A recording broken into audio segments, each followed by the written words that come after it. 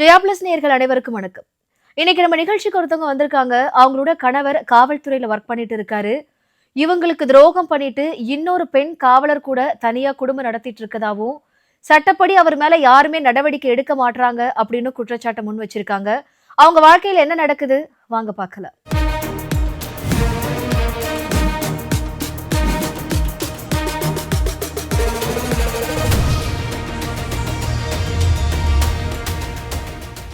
சொல்லுங்கம்மா, உங்க பேர் என்ன? எங்க இருந்து வரீங்க? என் பேர் காத்துன் மெகராஜ். நான் மணலி M6 போலீஸ் குவார்ட்டர்ஸ்லேருந்து வரேன்.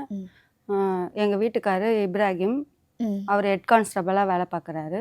இப்போ உங்களுக்கு என்ன பிரச்சனை போயிருக்கு? எதுக்காக இந்த நிகழ்ச்சிக்கு வந்திருக்கீங்க? எங்கள் வீட்டுக்காரு எதிர் வீட்டு உமன் போலீஸோட 5வது வீட்டுக்காராக போய் வாழ்ந்துட்டுருக்காரு.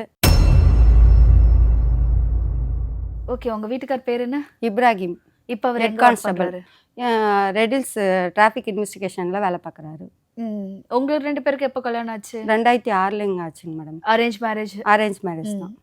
எனக்கு வந்து 2006 மேரேஜ் ஆச்சு. 2007 பையன் பிறந்தான். ஒரு பையன் இருக்கான், ஒரே பையன். இந்த ப்ராப்ளம்லாம் எப்பல இருந்து ஆரம்பிச்சது? அப்போலாம் நல்லா பாத்துக்கிட்டாரு அவங்கள? அப்பெல்லாம் எந்த ப்ராப்ளம் இல்லைல்ல? இல்லை, கல்யாணம் ஆகி உடனே மாமியார் வந்து கல்யாணம் ஆகி 3வது 4வது நாள் 5வது நாள் வீட்டுக்கு கூப்பிட்டு போனாங்க. மாமியார் வீட்டுக்கு கூப்பிட்டு போயிட்டு 6வது நாள் குளிச்சுட்டு இருந்தேன். குளிச்சுட்டு இருக்கும் போதே நகையை கழட்டி கொடுமா அப்படின்னு கேட்டாங்க. தாலி செயினை மோப்பு வைக்க போகிறேன், தாலியில் மோப்பு வைக்க போகிறேன் அப்படின்னு சொல்லி கேட்டாங்க.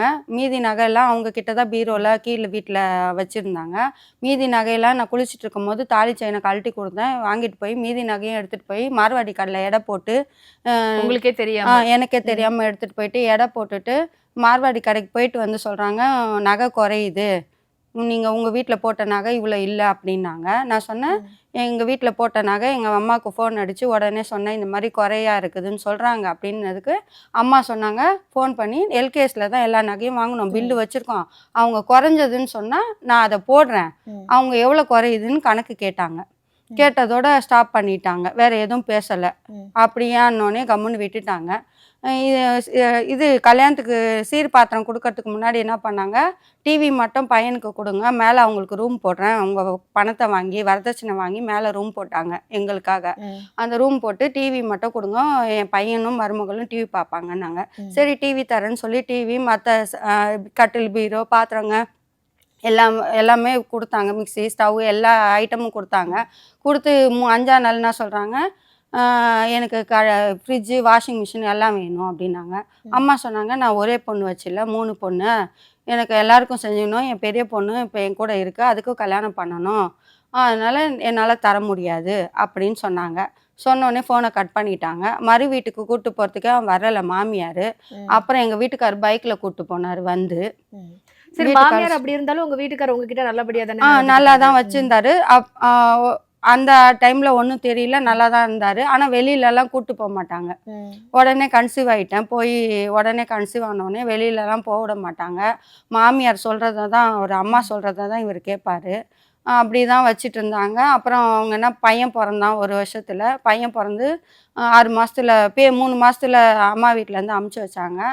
பேர் வைக்கிறதுக்கு 1/4 கிலோ லட்டுக்கும் மதகுரு 100 ரூபாய்க்கும் அம்மாவும் பையனும் சண்டை போட்டுக்கிட்டாங்க. நீ கொடு நான் கொடு இந்த மாதிரி மதகுருக்கு. அதோட நான் என்ன பண்ணேன், ஒரே பேரன், நாத்தனார் போலீஸு, மாமனார் கண்டக்டர், சொந்த வீடு, கஷ்டம் இருக்காதுன்னு தான் அம்மா வீட்டில் பொண்ணு கொடுத்தாங்க. இவங்க இந்த பேரன் ஃபஸ்ட்டு பேரனுக்கே இப்படி அடிச்சுக்கிறாங்களே, சண்டை போட்டுக்கிறாங்களேன்னு அழுதுட்டு பையன் பேரை வச்சோடனே நான் தூக்கிட்டு ரூமுக்கு போயிட்டேன். அப்புறம் இவங்க 2 பேரும் சண்டை போட்டுக்கிட்டே இருந்தாங்க. மதகுருக்கு நான் கொடுக்குறேன் நீ கொடுக்குறேன்னு சண்டை போட்டு காசு கொடுத்தாங்க போல். அப்புறம் அதோட நான் 2வது குழந்தை பெற்றுக்கல. 6 மாதம் ஆச்சு. 6 மாதம் செர்லாக் சாப்பாடை ஊட்டணும். ஊட்டுறதுக்கு குழந்தையிலேயே வந்து 6 மாத குழந்தையில செர்லாக் ஊட்டினா செர்லாக்கு அதிகமாக சாப்பிடுது குழந்தை அப்படின்னு சொல்லி தண்ணி கொடுத்தன வைக்கிறேன். ஒரு நாள் ஃபுல்லாக கத்த விட்டாங்க. செர்லாக் இல்லாமல் குழந்தைய கத்த விட்டு நாத்தனார் வந்தாங்க. வீட்டுக்காரர் உங்களுக்கு அதெல்லாம் வாங்கி தர மாட்டாரு? உங்களுக்கு குழந்தைக்கு தேவையான அது மாதிரி எதுவும் செஞ்சதில்லை. ஒன்றா இருக்கும்போது காசு எதுவும் கொடுக்க மாட்டார் என்கிட்ட. அவங்க அம்மாவுக்கு செலவுக்கு கொடுப்பாருன்னு தான் தெரியும்.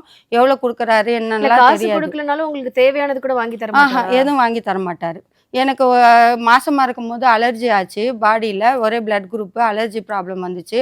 அதுக்கே ட்ரீட்மெண்ட்டுக்கு வந்து மாமியார் வந்து செலவு அதிகமாகுதுன்னு சொல்லிட்டு நீ உங்கள் அம்மா வீட்டுக்கு போயிடுன்னு அப்பப்போ அமுச்சு வச்சுருவாங்க.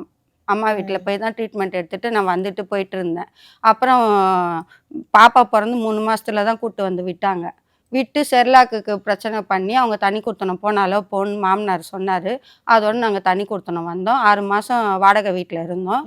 அப்புறம் கோட்ரஸ் கிடச்சி அலாட்மெண்ட் ஆகி அப்பயே நகையை வச்சு தான் வீடு பிடிப்பேன்னு சண்டை போட்டு மசூதியில் வந்து என் பொண்டாட்டி என் குழந்தை வேணும். மாமியார் வீட்டிலேருந்து நான் பிரிஞ்சு வந்தேன். 1 வயசு ஆயிடுச்சு பையனுக்கு. அப்போ நான் வேலைக்கு போக ஆரம்பித்தேன் பையனை விட்டுட்டு. நீங்க என்ன வேலை பார்த்தீங்க? நான் ப்ரைவேட் கம்பெனியில் அக்கௌண்ட்ஸ் டேலி வேலை பார்த்தேன். அக்கௌண்டண்ட்டாக இருந்தேன். அதில் வேலை பார்த்து 1 மாதம் நான் போய் 1 மாதம் கூட ஆகலை. நான் வேலைக்கு போய் சம்பாதிக்க ஆரம்பிச்சிட்டேன்னொடனே எங்கள் வீட்டுக்காரர் என் பொண்டாட்டி என் புள்ள வேணும்னு வந்து கூப்பிட வந்துட்டாங்க. மசூதியில் பஞ்சாயம் வச்சு பேசுனாங்க. இல்ல எனக்கு புரியல. இப்ப தனி குடுத்தன உங்க மாமியார் வச்சாங்கன்னா உங்களையும் உங்க குழந்தைய மட்டும் தனியா வச்சாங்களா? இல்ல Husband கூட தானே தரத்தி விட்டுட்டாங்க. சண்டை போட்டு செர்லாக் அதிகமா சாப்பிடுது. சண்டை போட்டு தனி குத்தனம் போனாலோ போன்னு சொல்லி எங்க வீட்டுக்கார் வேலைக்கு போயிருந்தாரு. அந்த டைம்ல எங்க அப்பா அம்மா வந்தாங்க பாக்கறதுக்கு. அவங்கள்ட்ட இந்த மாதிரி கம்ப்ளைண்ட் பண்ணி அப்போ அவங்க எங்க மாமனார் வீட்டை விட்டு இப்பயே போன்னு சொன்னாரு என்னைய. நீங்க அம்மா வீட்டுக்கு போயிட்டீங்க. அதோட எங்க அப்பா அம்மா நீங்க ஒண்ணு உங்க பொண்ணு இருக்கணும் இல்லைன்னா நான் இருக்கணும்னாரு மாமனார்.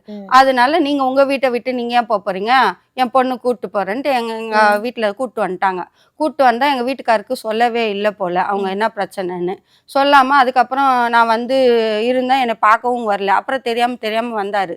தெரியாம வந்தா வீடு பிடிச்சி கூட்டிட்டு போனோம். தெரியாம அப்பா அம்மாவுக்கு தெரியாம அவர் வராரு. வந்தப்ப இந்த மாதிரிலாம் பிரச்சனை ஆயிடுச்சு, தனி குடுத்தன போக சொல்லிட்டாங்க, என்ன தனியா நம்ம 2 பேரும் ஒரு வீட்ல இருக்கலாம்ல, நீங்க கேட்டீங்களா? கேட்டதுக்கு இப்ப இரு வெயிட் பண்ணு, அர்ஜென்ட் படாத அப்படின்னு சொல்லிட்டாரு. அப்புறம் இவர் வந்து தெரியாம வரேன்னு சொல்ல ஆரம்பிக்கவும் நான் என்ன பண்ணேன், இவர் வீடு பிடிக்கிற மாதிரி தெரியலையேன்னு சொல்லிட்டு நான் வேலைக்கு போக ஆரம்பித்தேன் பையனை விட்டுட்டு. வேலைக்கு போய் 1 மாதம் கூட ஆகலை. உடனே வந்து பஞ்சாயம் வச்சாங்க. மசூதியில் வச்சு பஞ்சாயம் வச்சு வீடு தனி கொடுத்தனத்துக்கு இது பண்ணி உன் நகையை வச்சு தான் வீடு பிடிக்கணும்னாரு. அப்பயும் சண்டை போட்டு அப்புறம் வீடை பிடிச்சி அவருமே ஒரு கவர்மெண்ட் டிபார்ட்மெண்ட்ல தானே இருந்தாரு. அப்புறம் ஏன் வந்துட்டு உங்களை டிபெண்ட் பண்ணி இருக்கிறாரு, உங்களோட நகையை டிபெண்ட் பண்ணி இருக்கிறாரு? அது என்னன்னு தெரியல. அவங்க மாமியாருக்கும் என்னோட நகை மேலதான் மெயின். தங்கச்சிக்கு கல்யாணம் ஆகாம எங்களதுல முஸ்லீம்ல கல்யாணம் பண்ண மாட்டாங்க பையனுக்கு. ஏன் பண்ணலன்னு கேட்டதுக்கு மாமியார் சொன்னாங்க நகை பணம் இல்லை அதனால பண்ணலைன்னாங்க. எங்க அம்மா சொன்னாங்க உங்க மருமக நகையை வாங்கி கூட போட்டு கல்யாணம் பண்ணிக்கோங்க. அப்புறம் நீங்க உங்க விருப்பம், உங்க மருமகளுக்கு மாமனார் ரிட்டையர் ஆனா கூட வாங்கி போட்டுக்கோங்க அப்படின்னு சொல்லிட்டாங்க. அது இருந்தாலும் அவங்களுக்கு வந்து என் நகை மேல அவங்களுக்கு வேலை மேல பணம் தான் அவங்களுக்கு ஒரே குறிக்கோள், மாமியாருக்கும் வீட்டுக்காருக்கும். சரி, ஓகே. அதுக்கப்புறம் தனி கொடுத்தன போனீங்களா? தனி கொடுத்தன போனோம். நான் ஓரளவு நல்லா தான் இருந்தோம், எந்த பிரச்சனையும் இல்லை. எங்க வீட்டுக்கு அதுக்கப்புறமா தான் அவர் உங்களுக்கு எல்லாமே செஞ்சாரா? அவரே தான் வாங்கி போடுவாரு. கையில காசு எதுவும் கொடுக்க மாட்டாரு. அவரே என்ன தேவையோ மளிகை சாமான் என்ன தேவையோ வாங்கி கொடுப்பாரு. அது செய்வேன். நானும் வேலைக்கு போய்கிட்டு இருந்தேன். அப்போ பையனை வந்து அம்மா வீட்டில் விட்டுட்டு தனி கொடுத்தன வந்துட்டு பையனை அம்மா வீட்டில் விட்டுட்டு நான் வேலைக்கு போக ஆரம்பித்தேன். என்னோட வருமானத்தில் அவர் வந்து மளிகை சாமான் அந்த மாதிரி வாங்குவார். என்னோட வருமானத்தில் ஏசி, ஃப்ரிட்ஜு, வாஷிங் மிஷினு எல்லாம் நகையை வச்சு நான் வாங்கி போடுவேன். முன்பணம் கட்டி நகையை வச்சு வாங்கி போடுவேன். நான் வேலைக்கு போய் நகையை மீட்டுப்பேன். அவருக்கு வண்டி வாங்கி கொடுத்தேன், பைக் வாங்கி கொடுத்தேன். இந்த எல்லாமே பண்ணேன். நான் தான் அவருக்கு பண்ணேன். அவர் 10th முடிச்சுட்டு தான் போலீஸில் வந்தார். +2 படிக்க வச்சேன், டிகிரி படிக்க வச்சேன். எஸ்ஐக்கும் எழுதுறேன்னாரு, எஸ்ஐயும் எழுத வச்சேன். எல்லாம் பண்ணிட்டு இப்போ வந்து எதிர் வீட்டு உமன் போலீஸோட நான் கல்யாணம் பண்ணிட்டேன், சின்ன பொண்ணு. இந்த இஷ்யூ எப்போல இருந்து ஆரம்பிச்சு? ஓகே, உங்க வாழ்க்கை தனியா இருந்தது, அதுக்கப்புறம் தனி கொடுத்தனமா தான் இருந்தீங்க? இருந்தோம். 2019 வந்து சண்டை வந்தது. எதனால சண்டை வந்தது? அதான் பையனை கூட்டு வரக்கூடாதுன்னு முதல்ல சொன்னாரு. ஸ்கூல் இங்க சேர்க்கக்கூடாது, நீ வேலைக்கு போய் தான் ஆகணுன்ற மாதிரி சொன்னாரு. பையன் வந்து பேசாம இருந்தான். பையனை வந்து பேசாம இருக்கான். பையன் வந்து பேச ஆரம்பிக்கவும் ட்ரீட்மெண்ட் கொடுத்தேன். ட்ரீட்மெண்ட் கொடுத்து பேச ஆரம்பிச்சோடனே என்னை விட்டுட்டு வேலைக்கு போறீங்களேம்மா, இப்போ என்னோட உங்களுக்கு பணம் தான் முக்கியமானு பையன் கேள்வி கேட்டான். அதோட நான் வேலையை விட்டு ஸ்டாப் பண்ணேன். அவர் டிராஃபிக்கில் வேலை பார்த்தாரு. பையனை கூட்டின்னு வந்து ஸ்கூலில் இங்கே சேர்த்தா அப்பயே சண்டை இழுத்துட்டாரு. நீ வேலைக்கு போகணும், பையனை உங்க அம்மா வீட்லயே விடுனாரு. நான் சொன்ன பையன் இப்படி கேட்கும் போது பையனை கூட்டு வர முடியாது, நான் எப்படி சொல்ல முடியும்? வருஷம் வரைக்கும் பையன் அம்மா கூடவே தான்? அம்மா கூட. ஆமா, அம்மா வீட்டுல தான் இருந்து வளர்ந்தான். நைட்ல எல்லாம் போய் கூட்டு? நான் சண்டே சாட்டர்டே நைட்டு கூட்டு வருவேன். சண்டே ஒரு நாள் என்கிட்ட இருப்பான். மண்டே மார்னிங் போகும்போது இறக்கி விட்டுட்டு போயிடுவேன். அம்மா கூடவே தான் இருந்தாங்க? ஆமா. ஏன் அப்படி? உங்களுக்கு இருக்கிறது ஒரே பையன். அந்த ஒரே பையன் எப்படி சரி பகல் நேரத்துல நீங்க வேலைக்கு போயிடுவீங்க. அதனால பையன அம்மா வீட்ல விட்டுட்டு போனீங்க. ம். ஈவினிங் டைம்ல நீங்க கூட்டிட்டு வந்து ஈவினிங் டைம்ல கூட்டிட்டு வந்தேன்னா மணலியும் கேட்டு போட்டுருவாங்க, ரயில்வே கேட்டு. ம். நான் அங்கேருந்து ஆஃபீஸை விட்டு கிளம்பி வீட்டுக்கு வரதுக்கு மணி 7:30 8 ஆயிடும். நான் போய் திருவெட்டியூர் போய் பையனை கூட்டிட்டு வீட்டுக்கு வர்றதுக்கு 9 10 மணி ஆயிடும். ம். அதனால டெய்லியும் குழந்தை டிராவல் பண்ண முடியாது, கஷ்டம்னு சொல்லிட்டு தான் அவனை அங்கேயே விட்டுட்டு சாட்டர்டே மட்டும் கூட்டு வருவேன். ம். சாட்டர்டே நைட்டு ஈவினிங் அதான் வேலை முடிச்சு கூட்டு வர்றது, சண்டே ஃபுல்லாக வச்சுருந்துட்டு மண்டே மார்னிங் போகும்போது ஆஃபீஸ்க்கு போகும்போது இறக்கி விட்டுட்டு போவேன். ம்.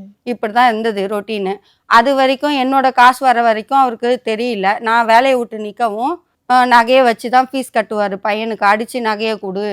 அப்போ நான் கேட்டேன், எல்லாரும் டிராஃபிக்கில் வருமானம் வருதுன்றாங்க, கவர்மெண்ட் சம்பளம் தான் எனக்கு கட்டி கொடுத்தாங்க, நீ டெய்லியும் நகையை வச்சு ஃபீஸ் கட்டுறியே, ஒரு பையன் தானே அப்படின்னு கேட்டால், எனக்கு வந்து காசு இல்லை, பத்தலை, எனக்கு சம்பளம் பத்தாது. என்னதான் பண்றாருன்னு கேட்டீங்களா? ஏன்னா குவார்டர்ஸ்ல தான் இருக்கீங்க. உங்களுக்கு வீடு வாடகையும் பெருசா இல்ல. வேற என்னதான் பண்றாருன்னு கேட்டீங்களா? கேட்டால் நான் ஜிம்முக்கு போகிறேன், எனக்கு ஜிம்முக்கு செலவாகுது அப்படின்னாரு. ம். ஜிம்முக்கு போவார், ஊசி வீட்லேயே வாங்கி வச்சு குத்துவார், போதை ஊசியும் குத்திப்பார். அப்புறம் இந்த ஜிம்முக்கு போகிறேன்னு சொல்லிட்டு என்ன பண்ணுவார், போயிட்டே இருக்கும்போது வீட்டுக்கு வந்து குத்திக்கிட்டு அடிப்பார். அடிக்கும் போது நான் சொன்னேன், இந்த ஊசியால் தான் நம்மளுக்குள்ள சண்டை வருது. இந்த லேடியை பற்றி அப்போ முதல் தெரியாது எனக்கு. இந்த ஊசியால் தான் சண்டை வருது, நீ நல்லா இருக்கப்பா, இந்த ஊசியை போட்டு என்னை அடிக்கிறப்பா, இதுக்கு ட்ரீட்மெண்ட் எடுக்கலாம், நீ இந்த ஜிம்முக்கு போகிறேன்னு சொல்லிட்டு இந்த மாதிரி பண்ணுற, வாப்பா ட்ரீட்மெண்ட் ஆரம்பிக்கலான்னா, ட்ரீட்மெண்ட்டுன்னு நான் ஃபோர்ஸ் பண்ணவும் என்ன பண்ணிட்டாரு, நான் கல்யாணம் பண்ணிட்டேன். எப்ப சொன்னாரு இது? இது வந்து 2022ல் சொன்னார். ம். அதான் 23 அதுக்கு ஸ்டார்டிங். முன்னாடி வரைக்கும் உங்களுக்கு அவர் மேல எந்த ஒரு சந்தேகமும் எதுவுமே வரவே இல்லையா? ம் அந்த 22 அவர் சொல்றதுக்கு முன்னாடி வரைக்கும் அதுக்கு அவரோட முன்னாடி நடவடிக்கையில எந்த சந்தேகமும் இல்ல வரலையா? வந்துச்சு. வந்தவொடனே பையன் வந்து நோட் பண்ண ஆரம்பிச்சிட்டான். அவங்க அப்பாவை அடிப்பாரு, ம். ஃபோன் பேசுவாரு, சேட் பண்ணுவாரு எங்ககிட்டயே இருந்துக்கிட்டு. ம். அது நாங்க இப்படி வீட்ல இருந்து சமையல் பண்ணிட்டு ஹாலுக்கு வந்தா, ஏன் என்கிட்ட வர, எதுக்கு ஒட்டு கேட்குற, எதுக்கு பார்க்குற அப்படின்னு சொல்லி அடிப்பாரு என்னைய. ம். நான் சொன்னேன், நான் பாட்டுக்கு சும்மா தானே வந்தேன், நீ என்ன எதுக்கு படிக்கிறேன்னா, நீ ஒட்டு கேட்குற, எட்டி பார்க்குற, ஃபோனை எட்டி பார்க்குற அப்படின்னுவாரு. ம். நான் சொன்னேன், சமைச்சிட்டு வேர்க்குதுன்னு தானே ஃபேனுக்கு ஹாலுக்கு வந்தேன், நீ அதுக்காக அடிக்கிறியப்பா அப்படின்னா. அப்புறம் பையன் நோட் பண்ண ஆரம்பிச்சிட்டான் அவங்க அப்பாவை. நோட் பண்ணிட்டு இவர் பல பெண்களோட பேசுறது, ம். இந்த மாதிரி சேட் பண்றது, கல்யாணம் நிறைய பேர் கூட ஆகலைன்னு. பேசிட்டு இருக்காரா? ஆமா, ஆ. நிறைய பேரோட பேசுறது, பழகுறது, கல்யாணம் ஆகலைன்னு சொல்றது. ஃபேஸ்புக்கில் சிங்கிள் கார்த்திகுமார்னு கொடுத்துருக்காரு, ம். உமன் இன்ட்ரெஸ்டட்னு கொடுத்துருக்காரு. எனக்கு 2006ல் மேரேஜ் ஆச்சு. 2011ல் அவர் ஃபேஸ்புக்கில் ஐடியில் போட்டிருக்காரு. கார்த்திக் குமார்னா? ஆமாம், ஆ. சிங்கிள்னு கொடுத்துருக்காரு, உமன் பேரையே இன்ட்ரெஸ்டட். மாத்தி ஆமாம், கொடுத்திருக்காரு. பேரே மாற்றி கொடுத்து அவர் ஃபோட்டோ போட்டிருக்காரு.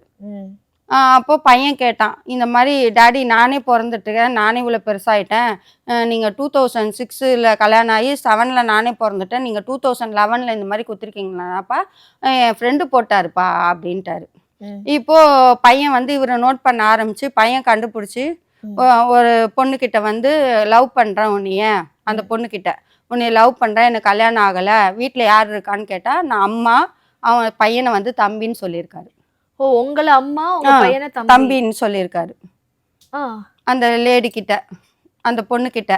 அப்படி சொன்னோடனே இவன் வந்து அந்த லேடி நம்பரை எடுத்து, என் பையனை எடுத்து ம். கண்டுபிடிச்சி, ஆண்டி எங்கள் அப்பாவுக்கு கல்யாணம் ஆயிடுச்சு, ம். எங்கள் அப்பா வந்து நான் அவரோட பையன், நீங்கள் வேணா கூட எங்கள் வீடு போலீஸ் குவார்ட்டர்ஸ் தான், நீங்கள் வேணா இங்கே வந்து பார்த்துக்கோங்க, எங்கள் வீட்டுக்கு வாங்க, எங்கள் வீட்டுக்கு பார்த்துக்கோங்கன்னு சொல்லி ஃபோன் பண்ணி சொல்லிட்டான். அப்போ அந்த பொண்ணு ஃபோன் பண்ணி என்கிட்ட பேசிச்சு, ம். அப்பா தம்பி நான் வந்து உங்கள் அப்பாவுக்கு பண்ணலை, அவர் தான் என்கிட்ட பேசினாரு, நான் கல்யாணம் ஆகலைன்னு சொன்னார், யார் இருக்கான்னு கேட்டதுக்கு அம்மா தம்பி இருக்காங்கன்னு சொன்னாருன்னு சொல்லிடுச்சு. ம். அப்போ இந்த பையன் பேசவும் சொல்லிடுச்சு, இனிமேல் அம்மா நான் வந்து உன்னை ஏமாற்றணும்னு இல்லை, உங்கள் வீட்டுக்கார் தான் என்ன ஏமாத்தினாரு லவ் பண்ணுறேன்னு சொல்லிட்டு, நீ வந்து நான் உங்கள் ஹஸ்பண்ட்ட பேசுகிறப்போ நான் கான்ஃபரன்ஸ் போடுறேன், நீ இதெல்லாம் ரெக்கார்டிங்காக பண்ணி வச்சுக்கோ. அவங்களே சொன்னாங்க. அவங்களே அவங்க சொல்லிட்டாங்க. பேர் என்ன? அவங்க பேர் இப்போ சொல்ல விரும்பல, அவங்க சரி, கல்யாணம் ஓகே. ஆயிடுச்சு, ஓகே. அவங்க இப்போ லைஃப்பில் செட்டில் ஆயிட்டாங்க. Okay, okay. ம். சொல்லுங்க. அப்படின்னு சொல்லிட்டாங்க. கான்ஃபரன்ஸில் போடுறேன், அவங்க ஆடியோ இருக்குது. ம். அவங்க வந்து சொல்லிட்டாங்க, இந்த மாதிரி அவங்க கிட்ட என்ன சொல்லியிருக்காரு, நான் உன்னை 2வதா கல்யாணம் பண்ணிக்கிறேன்னு அந்த பொண்ணை ஏமாத்திருக்காரு. அந்த பொண்ணு சொல்லிச்சா, அதான் இவர் சிங்கிள்னு தானே சொல்லியிருக்காரு. அப்புறம் ஏன் 2வதா கல்யாணம் பண்ணிக்கிறேன்னு சொன்னாரு? அதாவது அப்புறம் தெரிஞ்சிட்ட பிறகு தெரிஞ்சதுக்கு அப்புறம் தெரிஞ்சதுக்கு அப்புறம் வந்து நான் உன்னை விட மாட்டேன். அப்ப அவங்க சொல்லியிருக்காங்க, நானா கண்டுபிடிச்சிட்டேன், உங்க ஒய்ஃபு உனக்கு பையன் இருக்குன்னு உன் வீட்டாண்ட வந்து விசாரிச்சேன், உன்னை பத்தி எல்லாரும் பயப்படுறாங்க, அவனை போய் அம்மா கட்டிக்க போறேன்னு கேட்குது அந்த பொண்ணு ஃபோன்லேயே. எல்லாமே கேட்டா, நான் வந்து உன்னை ஏமாத்திட்டேன் தான், எனக்கும் கஷ்டமாயிடுச்சு உன்னை ஏமாத்தினது, இருந்தாலும் நான் உன்னை விட மாட்டேன், நீ தான் வேணும் எனக்கு. அந்த ஆடியோல வச்சிருக்கேன் அப்படின்னு சொல்லிட்டு அந்த பொண்ணு கேட்குது. ஏன் எதனால உன் ஒய்ஃபை இது மாதிரி பண்ணுறேன்னா, என் பணத்துக்காக அலைவா என் ஒய்ஃபு, 10,000 ரூபாய் கொடுத்தாவே என்னை விட்டுருவா அப்படின்னு அந்த பொண்ணுகிட்ட சொல்கிறாரு. அப்போ அந்த பொண்ணு கேட்குது, இந்த மாதிரி 10,000 ரூபா இல்லை, நான் அதிகமாகவே தரேன், அமௌண்ட் 1 லேக்கே தரேன், உன்னை விட்டுட்டு போயிடுமா அப்படின்னு கேட்குது. நீ இப்படி திடீர்னு கேட்டேன்னா எப்படி, 1 லேக் கொடுத்தா விட்டுட்டு போயிடுவாளான்னா, அதெல்லாம் விட்டு போக மாட்டா அப்படின்றாரு. 23 சவரம் நகை போட்டாங்க, 45,000 ரூபாய் வரதட்சணை கொடுத்தாங்க, அவரை பேசின ஆடியோவும் இருக்கு, அதெல்லாம் கொடுத்தாதான் அவ இது பண்ணுவா, அவ எப்படி திடீர்னு சொன்னா விட்டு போவான்னு கேட்குறாரு அந்த பொண்ணுகிட்டயே. அதோட அப்படியாப்பட்ட நல்ல ஒய்ஃபை வச்சுக்கிட்டு நீ எப்படி இப்படி போய் பேசுவ அப்படின்னு அந்த பொண்ணு கேட்குற ஆடியோவும் இருக்கு என்கிட்ட. அதுக்கெல்லாம் இவர் என்ன சொல்றாரு? அதுக்கு வந்து என்ன சொல்றாருன்னா, எனக்கு இப்போ பிடிக்கல, உங்களை பிடிக்கலன்றாரு அப்படின்றாரு. அதுக்கப்புறம் இந்த எதிர் வீட்டு உமன் போலீஸ் ஏற்கனவே எதிர் வீட்டுல மாடியில இருந்தாங்க பழைய இந்த பிரச்சனைக்கு அப்புறம் அந்த பொண்ணு போயிட்டாங்க. அவங்க லீவ் இட் ஆயிட்டாங்க, அவங்க இப்ப லைஃப்ல செட்டில் ஆயிட்டாங்க, வேற ஒரு மேரேஜ் பண்ணிட்டாங்க. இப்ப நான் பையனை இந்த மாதிரி ஃபோர்ஸ் பண்ணி ட்ரீட்மெண்ட்டுக்கு வாங்க, இந்த மாதிரி அடிக்கிறீங்க, இது மாதிரி சேட் பண்றது, இந்த மாதிரிலாம் எங்களுக்கு தெரிஞ்சு கண்டுபிடிச்சு வச்சுக்கிட்டு சொன்னா இவர் கேட்கல. ஏன்னா கேட்டா அடிப்பாரு, இவர்தான் சும்மாவே வீட்டுக்குள்ள நடக்கக்கூடாது உட்காரக்கூடாதுன்றாரு அப்படின்னு சொல்லிட்டு அடியை வாங்கிட்டு, பையன் லைஃப் ஃபியூச்சருக்காக நான் அந்த கேட்காம நானும் அடியை வாங்கிட்டு உக்காந்துக்கிட்டு இருந்தேன். ஏன்னா பையன் +1 படிக்கிறான், 10th போயிட்டான், 10th 9th 8th ஸ்டார்ட் ஆயிடுச்சு பிரச்சனை, சண்டை நடந்துட்டே இருந்தது. பையன் ஃபியூச்சர் பாதிக்கும், பையனோட படிப்பு போயிடும், அதனால நான் அடி வாங்கிட்டே இருந்து சமாளிச்சுட்டே வந்துட்டேன். கடைசியா என்ன பண்ணிட்டாரு, 2023 ஓப்பனா என்ன சொல்றாருன்னா, நான் வந்து 2வது ஹாஸ்பிட்டலுக்கு கூப்பிட்டேன், இந்த மாதிரி நீ என்னை அடிச்சுக்கிட்டே இருக்கப்பா, வாப்பா ட்ரீட்மெண்ட்டுக்குன்னு. இல்லை எனக்கு 2வது கல்யாணம் ஆயிடுச்சு, பையன் செத்தாதான் நீ வீட்டை விட்டு போவியா அப்படின்னு ஓப்பனாக சொல்லவும், நான் போய் எண்ணூர் மகளிரில் 12/4/2023 கம்ப்ளைண்ட் கொடுத்தேன். 23ல 12/4/2023 கம்ப்ளைண்ட் கொடுத்தேன், எண்ணூர் மகளிரில் கம்ப்ளைண்ட் கொடுத்தேன். போய் கொடுத்ததுக்கு அவங்க என்ன சொன்னாங்க, 1 வாரமாக கம்ப்ளைண்ட் CSR போட்டுத்தாங்க மேடம் கேட்டேன். கேட்டதுக்கு அவங்க வந்து இன்னைக்கு வா நாளைக்கு வா இன்னைக்கு வா நாளைக்கு வான்னு ஒரு வாரமாக என்னை அலைய விட்டாங்க. அப்போ நான் சொன்னேன், மேடம் எனக்கு கம்ப்ளைண்ட் கொடுத்ததுக்கு ஒரு CSR போட்டுத்தாங்கன்னேன். லாஸ்ட்டாக 1 வீக் ஆனோடனே அவங்க என்ன சொன்னாங்க, உன்னை அடிப்பேன் வெளியே போ அப்படின்னாங்க போலீஸு. ஆமாம், இன்ஸ்பெக்டர் அம்மா சொன்னாங்க, மோகனவல்லின்னு இருந்தாங்க அப்போ. அவங்க வந்து உன்னை அடிப்பேன் வெளியே போ. எதனால அப்படின்னாங்க. நான் CSR போட்டு தர முடியாது, போலீஸ் மேல நான் நடவடிக்கை எடுக்க மாட்டேன், உன்னை அடிப்பேன் வெளியே போனாங்க. அப்புறம் அடிப்பேன் வெளியே போனோடனே, அது எப்படி கட்டின ஒய்ஃப் வீட்டுல இருக்கும்போது ப்ராப்பரா உங்ககிட்ட டிவோர்ஸ் வாங்கல எதுவும் பண்ணல, ஆனா அவர் 2வது கல்யாணம் பண்ணிட்டேன்னு சொல்றாரு, அதுக்கு போய் கம்ப்ளைண்ட் கொடுத்து அவங்க எடுத்துக்கல. 1 வாரமா இந்த மாதிரி பண்ணிட்டு உன்னை அடிப்பேன் வெளியே போன்ட்டாங்க. அதோட நான் வந்துட்டேன். இது பண்ணாங்க சண்டை, அதான் அடிப்பேன் வெளியே போன்னு என்னை எப்படி நீங்கள் கேட்பீங்கன்னா, அவங்க வீடியோ எடுத்தாங்க, நாங்களும் வீடியோ எடுத்தோம், எங்கள் ஃபோனை வந்து நீங்கள் வீடியோ எடுக்கக்கூடாதுன்னு பிடுங்கிட்டாங்க, மறுத்துட்டாங்க. அவங்க இந்த மாதிரி எங்கள் அக்கா கூட வந்திருந்தாங்க, அவங்க வாழ்க்கையை விமர்சிச்சாங்க, அவங்களுக்கு வீட்டுக்காரர் இருக்காரா, அவங்க என்ன பண்ணுறாங்க, அவங்க ஏன் வந்தாங்க, அதை மாதிரிலாம் கேட்டு எங்களை டார்ச்சர் பண்ணாங்க. நாங்கள் வீடியோ எடுக்க ஆரம்பித்தோன்னே எங்கள் ஃபோனை பிடுங்க ஆரம்பித்தாங்க. அதோட நாங்கள் அந்த ஸ்டேஷனை விட்டு வந்துட்டோம். வந்துட்டு 19/4/2023 கமிஷனர் ஆஃபீஸில் கம்ப்ளைண்ட் கொடுத்தேன். அதோட அந்த கம்ப்ளைண்ட் வந்து உங்களுக்கு விசாரிப்பாங்கம்மான்னு அமுச்சு விட்டுட்டாங்க. விசாரிக்கிறேன்னு சொல்லிட்டு கூப்பிடல. அதுக்கப்புறமா சரி, இந்த கம்ப்ளைண்ட்லாம் கொடுக்கும்போது அப்போதுமே நீங்கள் ஒரே வீட்டில் தானே இருந்தீங்க ஒன்றா? ஆமாம். அப்போ நீங்க இந்த மாதிரிலாம் கம்ப்ளைண்ட் கொடுக்குறீங்கன்னு சொல்லிட்டு அவர் சைட்ல இருந்து ஏதாவது உங்களை அடிச்சாரா, திட்டினாரா, ஏதாவது பிரச்சனை வந்துச்சா? அடிப்பாரு. நீ கம்ப்ளைண்ட் கொடுத்தல, சாப்பாடு போட மாட்டாரு. நீ என் மேல கம்ப்ளைண்ட் கொடுத்தல, நான் சாப்பாடுக்கு காசு தர மாட்டேன், சாப்பாடு போடலை. சாப்பாடு போடாம என்னைய வந்து துன்புறுத்தினாரு.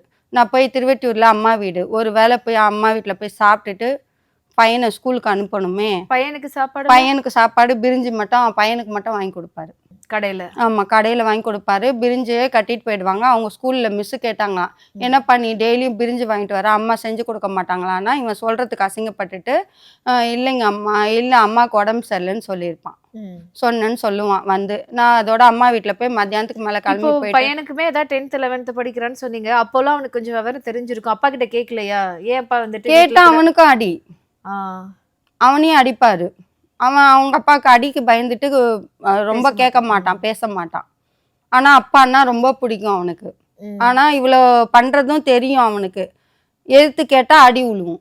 எனக்கு அடிக்கிற அடியிலே அவன் சரி, இப்ப பார்த்து கல்யாணம் பயப்படுவான். பண்ணாருன்னு சொன்னாரு இல்லையா? ம். அவங்க யாரு என்னன்னு விசாரிச்சீங்களா? அவங்க கிட்ட பேசுறதுக்கு நீங்க ட்ரை பண்ணீங்களா? தெரிஞ்சிச்சு எனக்கு. பேசுறதுக்கு நான் விசாரிக்கும் போது அவங்க ஃபோன் எடுக்கலை, லைன் எடுக்கலை. ம். யாருன்னு எப்படி அவங்க வீட்டுக்கார் போன்ல இருந்து தான் எடுத்தீங்களா நம்பர்? பையன்தான் எடுத்தான். ம். ம். இல்லை, இவர் ஓப்பனாக சொன்னார், எனக்கு கல்யாணம் ஆயிடுச்சு, 2வது கல்யாணம் பண்ணிக்கிட்டேன் அப்படின்னும் போது அவங்க அவரே யாரு என்னன்னு இல்லை, கேட்டீங்களா? அவர் வந்து அவர் ஃப்ரெண்டுகிட்ட சொன்னார் அந்த லேடியோட பேர். ம். அதோட நாங்கள் ட்ரை பண்ணால் அவங்க ஃபோனே எடுக்கலை, ம். எடுக்கவே இல்லை. ஸ்டேஷனில் கம்ப்ளைண்ட் கொடுத்தோம். அப்புறம் பையனும் வந்து அப்பா மேலே கம்ப்ளைண்ட் கொடுத்தான். 21 4/4/2023 எப்படின்னா எங்களை வந்து நீங்கள் 2 பேரும் அம்மா வீட்டுக்கு போயிடுங்க, ஆயா வீட்டுக்கு போயிடுங்கன்னு பையனை துன்புறுத்த ஆரம்பித்தார். துன்புறுத்த ஆரம்பிக்கவும் பையன் வந்து 2023 ம். கம்ப்ளைண்ட் கொடுத்துட்டான் அப்பா மேலே கமிஷனர் ஆஃபீஸில். ம். அந்த கமிஷனர் ஆஃபீஸில் கம்ப்ளைண்ட் கொடுக்கவும் அவரோட அட்வொகேட் சொல்லியிருப்பாங்க போல். பையன் அப்போ பையன் போய் கம்ப்ளைண்ட் கொடுத்தாங்கன்னா உங்க சப்போர்ட் மூலமா தானே போய் கம்ப்ளைண்ட் கொடுத்திருக்க முடியும். இல்ல தனியா போய் கொடுத்தா? இல்லை நானும் பையனும் தான் ஆ. போனோம். அப்பா மேலே கம்ப்ளைண்ட் கொடுத்தான். அப்பா வீட்டை விட்டு போக சொல்கிறாருன்னு சொல்லிட்டு, நம்ம இந்த வீட்டில் இருக்கக்கூடாதுன்னு பண்ணுறாருன்னு, அப்பாவை துன்புறுத்துறாங்க அம்மாவைன்னு சொல்லிட்டு கம்ப்ளைண்ட் கொடுத்துட்டான். அப்பா இந்த மாதிரி பண்ணுறாரு, ஆக்டிவிட்டிஸ் இப்படிலாம் இருக்குதுன்னு சொல்லி கம்ப்ளைண்ட் கொடுத்தான். அதுக்கும் நடவடிக்கை எடுக்கிறோம் போங்கன்னு சொல்லி அமுச்சு விட்டுட்டாங்க. அதுக்கப்புறம் அவங்க அட்வொகேட் சொல்லி பையன் மேஜர் ஆகலை, மைனர் தான் இப்போதைக்கு, அதனால பையன் சொல்கிறது ஏற்றுப்பாங்க, கேஸ் ஆகிடும்னு சொல்லிட்டு பையனை அவங்க பக்கம் சாதகமாக வச்சுக்கணும்னு சொல்லிட்டு பையனுக்கு மட்டும் சாப்பாடு வாங்கி கொடுக்கறது, பையனுக்கு மட்டும் ஐஃபோன் வாங்கி கொடுக்கறது, இந்த வேலையெல்லாம் பண்ண ஆரம்பிச்சிட்டாரு. ஒரு கம்ப்ளைண்ட் கொடுத்ததுக்கு அப்புறம் அப்புறம் இந்த இந்த மாதிரி சமாதானப்படுத்தணும்னு. அதுக்கு முன்னாடி பையனுக்குமே இல்லை, சாப்பாடுலாம் இல்லை, 2 பேருக்குமே இல்லைன்ற மாதிரி இருந்தார். பையன் கம்ப்ளைண்ட் கொடுக்கவும் சாப்பாடு மட்டும் அவனுக்கு மட்டும் வாங்கி கொடுக்கறது, ஆன்லைனில் ஆர்டர் பண்ணுறது, இல்லை ஹோட்டலில் இது பண்ணி வாங்கிட்டு கூகுள் பே அமுச்சு விடுவார், அந்த மாதிரி இருந்தது. அதுக்கப்புறம் வக்கீல் அட்வொகேட் சொல்லவும் இந்த மாதிரி பையனை மட்டும் பார்த்துக்கோ, உன் பக்கம் வச்சுக்கோ. பையன்கிட்ட என்ன சொல்லிட்டாரு, அப்பா மேலே நீ இந்த மாதிரி கம்ப்ளைண்ட் கொடுத்தேன்னா எனக்கு வேலை போயிடும், உனக்கு செய்ய வேண்டியதெல்லாம் செய்யாமல் போயிடுவேன் அப்படின்னு சொல்லி வச்சிட்டாராம். இப்ப கம்ப்ளைண்ட் வாபஸ் வாங்கியாச்சு? வாபஸ்லாம் வாங்கலை. அதோட பையனை விட்டுட்டு 2000 டிசி மேடம் இந்த கம்ப்ளைண்ட் கொடுத்ததுக்கு விசாரணை கூப்பிட்டாங்க. அம்பத்தூர் டிசி மேடம் விசாரிச்சாங்க, ஜெயலட்சுமி மேடம் விசாரிச்சாங்க. அப்போ இவர் என்ன பண்ணிட்டாரு, நான் 12 நாள் கொடுக்கவும் இவர் 19 நாளோ 18 நாளோ எனக்கு ஒரு ரிஜிஸ்டர் போஸ்ட் வந்துச்சு, அட்வொகேட் நோட்டீஸ்ன்னு. இந்த மாதிரி தலாக் கொடுத்துட்டேன் அப்படின்னு சொல்லி நோட்டீஸ் கொடுத்தாங்க.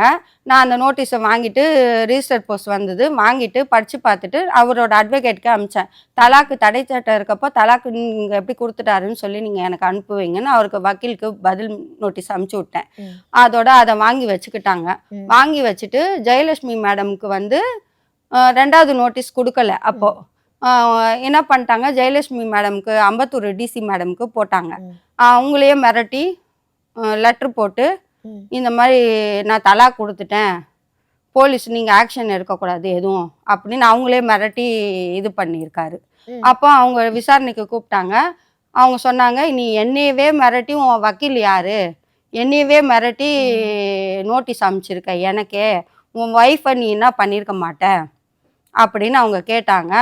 அதுக்கு இவர் அழுதாரு, எனக்கு வேலை போயிடுமா, என் வக்கீல் தான்மா பண்ணான், எனக்கு தெரியாதுமா அப்படின்னு சொன்னார். சொல்லிட்டு 3/4 மணி நேரம் அவங்க பேசுனாங்க. பேசி இவர் அழுதாரு. நீ வந்து உன் ஒய்ஃபை என்னென்ன பண்ணியிருக்க, எவ்வளோ பண்ணியிருக்க, இதெல்லாம் பண்ணதை பார்த்தா உனக்கு வேலையே போயிடும், உன்னை தொலைச்சி கட்டிடுவேன் அப்படின்னு திட்டினாங்க.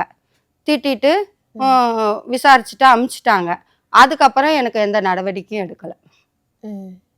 அதுக்கப்புறம் 2வது நோட்டீஸ்ன்னு அனுப்பவே இல்லை. 2வது 3வது நோட்டீஸ்ன்னு லேட்டாக அனுப்பிச்சிட்டு 2வது நோட்டீஸ் மட்டும்தான் அனுப்பிச்சாரு. அப்புறம் இப்போ கோர்ட்டில் வந்து கேஸ் ஃபைல் பண்ணியிருக்கேன் அப்படின்னு சொன்னார். சரி, ஓகே. இப்போ டிவோர்ஸ்னு உங்களுக்கு ப்ராப்பரா கோர்ட்ல இருந்து ஏதாவது நோட்டீஸ் அனுப்பிச்சிருக்காரா? இல்லை இல்லை, கோர்ட்லேருந்து வரவே இல்லை. இது வரைக்கும் எந்த சம்மனும் வரல.